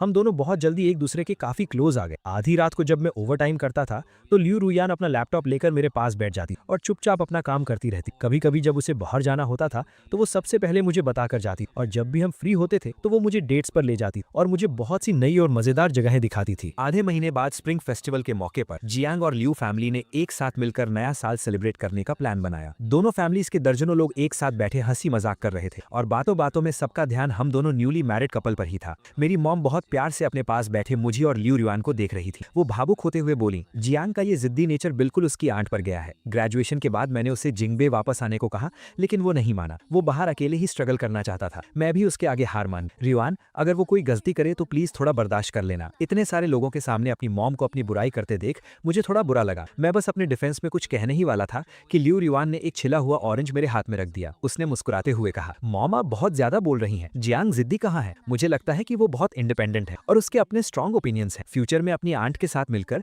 वो जरूर जियांग फैमिली की जिम्मेदारी अच्छे से संभाल लेगा। बल्कि मुझे तो उससे बहुत कुछ सीखना है ताकि मैं भी उसके साथ कदम से कदम मिलाकर चल सकूं। उसके इतना कहते ही लियू फैमिली के लोग भी मेरी तारीफ करने लगे। ये सुनकर मेरी मॉम इतनी खुश हुई कि उनकी खुशी छुपाई नहीं छुप रही थी। उनकी आवाज में बहुत प्यार था। उन्होंने कहा, जब तक तुम दोनों खुश हो हम बड़े भी खुश हैं और अगर तुम हमें जल्दी से एक पोता दे दो तो हम और भी ज्यादा खुश हो जाएंगे। बाकी के बड़ों ने भी ये सुनकर हमें चढ़ाना शुरू कर दिया, जिससे मेरा चेहरा और कान शर्म से बिल्कुल लाल हो गए। लियू रुयान में मेरे चेहरे का ये रिएक्शन देखा तो उसने तुरंत कोई बहाना बनाया और मुझे खींचकर गार्डन में ले गई। सर्दियों की ठंडी हवा लगने के बाद मेरे चेहरे का रंग धीरे धीरे नॉर्मल हुआ। लियू रुयान के होठों पर एक हल्की सी मुस्कान आई और उसने खुद ही टॉपिक चेंज कर दिया। उसने पूछा, कल जो डिनर पार्टी है क्या तुम भी वहां जा रहे हो? मैंने कहा, हाँ जाऊंगा। बाई निंगबिंग का इन्विटेशन कार्ड मैंने ही भेजा था तो मुझे उस पर नजर रखनी होगी और देखना होगा कि आखिर वो क्या प्लान कर रही। उसने पूछा, क्या कोई एक्स्ट्रा इन्विटेशन कार्ड है? मुझे भी एक दे दो। ये सुनकर मैंने हैरानी से अपना सिर उठाया और उसकी तरफ देखा। मैंने कहा, ये प्रोजेक्ट तो ठीक है, लेकिन क्या तुम और तुम्हारी बड़ी बहन आजकल युआन चुअन के काम में बिजी नहीं हो? इतने इंपॉर्टेंट टाइम पर तुम यहाँ डिटेल्स निकालने के बारे में सोच रही हो? वो जानती थी कि मैं मजाक कर रहा था तो उसने अपनी आंखें झपकाते हुए जवाब दिया। उसने कहा,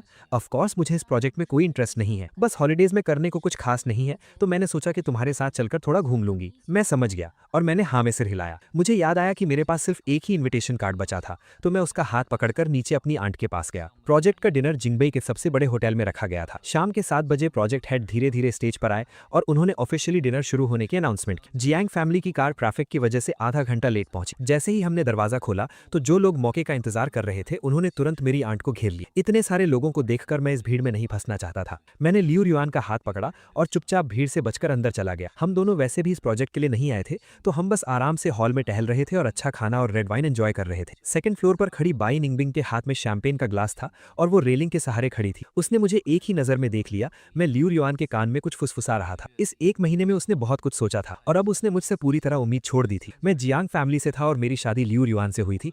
इन दोनों फैमिलीज में से कोई भी ऐसी नहीं थी जिससे पंगा लिया जा सके। इसलिए वो खुद को हमेशा समझाती रहती थी कि पुरानी बातों को भूल जाए और रियलिटी को एक्सेप्ट करे। लेकिन इतना सब सोचने के बाद भी हम दोनों को एक साथ इतना क्लोज देखकर उसके दिल में अभी भी गुस्सा और जलन थी और उसका चेहरा तुरंत लाल हो गया। उसके पास खड़े शेन हाओयू ने भी उसकी नजर का का पीछा करते हुए मुझे देखा तो उसकी आंखें चमक उठी। वो शाहरुखे का हाथ पकड़कर नीचे की तरफ जाने लगा और टैंग यान ने भी बाय निंगबिंग का हाथ पकड़ा और उसके पीछे चल पड़ी। चारों भीड़ को चीरते हुए मेरे पास आ गए। उन्होंने कहा, मिस लियू, बहुत दिनों बाद मिले। सुना है आपकी कुछ दिन पहले ही शादी हुई है। Happy wedding. ल्यूरियन ने कहा, थैंक यू। जैसे ही ये लफ्ज निकले माहौल फिर से अजीब हो गया। शाहरुखे को समझ नहीं आया कि आगे क्या बोले तो उसने शेन हाओयू को इशारा किया। शेन हाओयू तुरंत आगे आया और मेरी तरफ हाथ हिलाते हुए बोला, जियांगफान भाई, मुझे याद हो, हम 2 महीने पहले मिले थे। मैंने कहा, मिस्टर शेन, बहुत दिनों बाद मिले। मेरी आवाज सुनकर बाय निंगबिंग ने अपना सिर ऊपर उठाया और ठीक उसी वक्त मैंने अपनी ठंडी नजरों से उसे देखा। उसने कहा, जियांगफिफ, बहुत दिनों बाद मिले। मैंने सुना था कि उस दिन तुम्हें चोट लग गई थी। क्या अब तुम ठीक हो? मैंने कहा, तुम्हारी मेहरबानी से मैं बहुत जल्दी रिकवर हो गया। मेरी इस ताने भरी आवाज से बाय निंगबिंग का दिल दहल गया। उसके चेहरे पर गिल्ट साफ दिख रहा था और वो खुद को रोक नहीं पाई और एक्सप्लेन करने लगी। लेकिन इससे पहले कि वो कुछ बोल पाती, ल्यूरियन ने उसे बीच में ही रोक दिया। ल्यूरियन ने कहा, मैं और जियांगफान यहाँ अपनी आंट के साथ डिनर अटेंड करने आए थे। मुझे नहीं लगा था कि मैं यहाँ रुक्षे से मिलूंगी। तुम लोग इतनी दूर से उड़कर जिंगबे आए हो, क्या कोई काम था? ये सुनकर टैंग यान ने तुरंत शाहरुखे के हाथ पर कोहनी मारी, उसे इशारा करते हुए कि वो इस मौके का फायदा उठाए। शाहरुखे ने कहा, हमारी फैमिलीज भी युंदो प्रोजेक्ट में थोड़ा इंटरेस्ट रखती हैं, तो हमने सोचा कि आकर देख लें। सुना है कि जियांगफान की आंट इस प्रोजेक्ट की इंचार्ज है। ल्यूरियन, क्या तुम हमारे पुराने रिश्ते की खातिर हमें उनसे मिलवा सकती हो? ल्यूरियन ने तुरंत कोई जवाब नहीं दिया, बल्कि उसने मेरी तरफ देखा जैसे वो मुझसे मेरी राय पूछ रही हो। आंखों ही आंखों में बात करने के बाद मैंने कहा, मैं और ल्यूरियन तुम्हारी मदद तो करना चाहते हैं, लेकिन तुम लोग देख ही रही हो कि मेरी आंट अभी बहुत बिजी है। मुझे नहीं लगता कि ये सही टाइम है। उन तीनों ने एक दूसरे को देखा और समझ गए कि ये साफ साफ इनकार था। वो हमसे दुश्मनी भी नहीं मोल लेना चाहते थे, तो कुछ बातें करके वो वहां से चले गए। सिर्फ बाय निंगबिंग अपनी जगह पर खड़ी थी और मुझे एक टक देख रही थी, जैसे वो कुछ कहना चाहती हो लेकिन कह नहीं पा रही। मेरा उससे बात करने का कोई मन नहीं, तो मैंने ल्यूरियन का हाथ पकड़ा और वहां से चला गया। लेकिन वो किसी जिंदा लाश की तरह हम दोनों के पीछे पीछे चलने लगी, हॉल से लेकर 2nd फ्लोर तक और फिर गार्डन तक वो हमारे पीछे आई। जब ल्यूरियन ने देखा कि आसपास कोई नहीं है तो उसने कहा,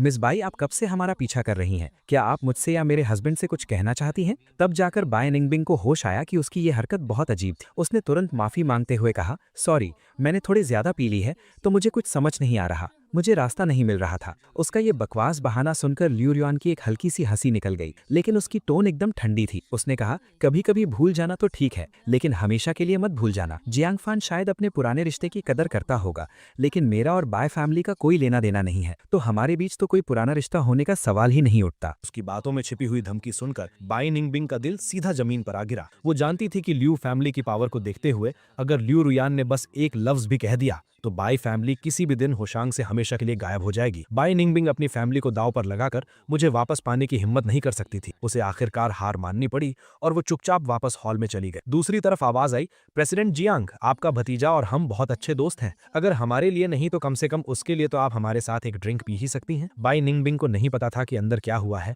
लेकिन ये आवाज सुनते ही वो समझ गई कि कुछ तो गड़बड़ हुई। वो तुरंत भीड़ को चीरते हुए सेंटर हॉल में, वो बस इतना ही कहने वाली थी कि president Jiang, I am sorry, लेकिन इससे पहले कि वो कुछ बोल पाती, उसने देखा कि मेरी आंट ने फोन उठाया और सिक्योरिटी गार्ड्स को बुला लिया। एक ही पल में पूरे हॉल में सन्नाटा छा गया। बाकी गेस्ट्स उन चारों के पीले पड़े चेहरों को मजे लेते हुए देखने लगे। मेरी आंट ने कहा, आज युंदाओ प्रोजेक्ट का अप्रूवल डिनर है, ये कोई शॉर्टकट मारने की जगह नहीं है। आप सबके पास इन्विटेशन कार्ड्स हैं, तो प्लीज ध्यान से सुनिए। थोड़ी देर में जो प्रेस कॉन्फ्रेंस होने वाली है, इन चारों की तरह गलत रास्ते मत अपनाइए, वरना अगर आपको यहाँ से बाहर निकाल दिया गया तो ये मत कहना कि मैंने आपकी बेइज्जती। जब दर्जनों सिक्योरिटी गार्ड्स उन चारों को बाहर निकाल रहे थे, ठीक उसी वक्त मैं और ल्यूरियन वापस आए। हम दोनों कुछ देर गेट पर खड़े रहकर उन्हें जाते हुए देखते रहे, फिर एक दूसरे को देखा और हमारी आंखों में एक मजेदार हंसी थी। हॉल से होस्ट की आवाज आई, लग रहा था कि प्रोजेक्ट मीटिंग शुरू होने वाली है। जिन लोगों ने तमाशा किया था वो बाहर निकाले जा चुके थे और मेरा भी अब यहाँ रुकने का मन नहीं। मैंने ल्यूरियन का हाथ पकड़ा और कहा कि चलो घर चलते हैं। ल्यूरियन हमेशा मेरी बात मानती थी। उसने मेरी आंट को एक मैसेज भेजा और कार स्टार्ट कर दी। पिछले कुछ दिनों से हम दोनों अपने पुराने घर में रह रहे थे। घर के सारे सर्वेंट्स भी फेस्टिवल मनाने घर गए हुए थे। पूरा घर खाली था। हम दोनों सोफा पर लेटकर एक मूवी देख रहे थे। आधी रात के करीब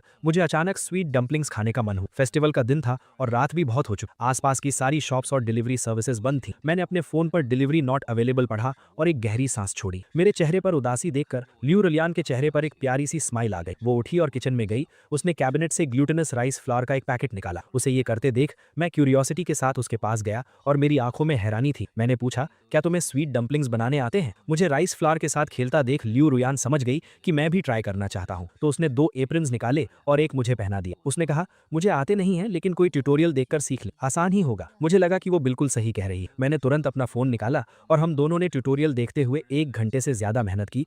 तब जाकर हम मुश्किल से कुछ छोटे बड़े और अजीब अजीब शेप्स के डंपलिंग्स बना पाए। पानी उबलने के बाद मैं डंपलिंग्स पानी में डालने ही वाला था, लेकिन ल्यू रुयान डाल गई कि कहीं मुझे गर्म पानी की छींटे न लगे। उसने तुरंत मेरे हाथ से प्लेट ले ली और मुझे 2 बोल्स ला। घर में स्वीट वाइन नहीं थी, तो उसने थोड़े टेस्ट के लिए उसमें थोड़ी ब्राउन शुगर डाल दी। जब वो दोनों बोल्स लेकर बाहर आई तो रात के 12 बज चुके। मैंने चम्मच से अपने बोल का सबसे बड़ा डंपलिंग उठाया और ल्यू रियान के सामने थोड़ा शो ऑफ करने लगा। मैंने कहा, सबसे बड़ा वाला मेरे पास है, लगता है इस साल मेरी किस्मत चमकने वाली। ल्यू रियान मुस्कुराते हुए मुझे देखने लगी। मैंने एक बाइट ली। मेरे चेहरे की वो खुशी कुछ सेकंड्स के लिए जम गई और फिर से नॉर्मल हो। उसने पूछा, क्या ये टेस्ट में अच्छा नहीं है? मैंने अपनी आंखें गोल गोल घुमाई और पागलों की तरह हाँ में सिर हिलाने लगा। फिर मैंने चम्मच उसकी तरफ बढ़ाया और उसे मनाते हुए कहा, ये बहुत टेस्टी है, क्या तुम ट्राई करना चाहोगी? ल्यू रुयन ने बस एक नजर देखी और समझ गई कि मेरे हाथ का बनाया हुआ ये प्लम के साइज का डंपलिंग कच्चा था, लेकिन उसने 1 सेकंड के लिए भी नहीं सोचा। उसने अपना सिर झुकाया और आधा बचा हुआ डंपलिंग खा लिया। उसे उल्लू बनता देख मेरी हंसी बस छूटने ही वाली थी। मैंने जल्दी से अपना हाथ मुंह पर रखा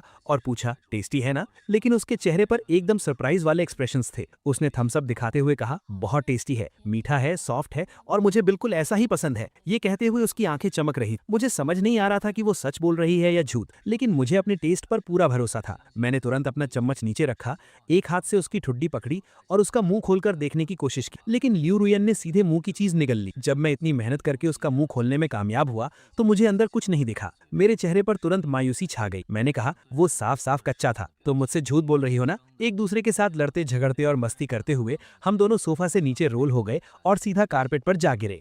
हे दोस्तों, इस वीडियो को देखने के लिए आपका बहुत बहुत शुक्रिया।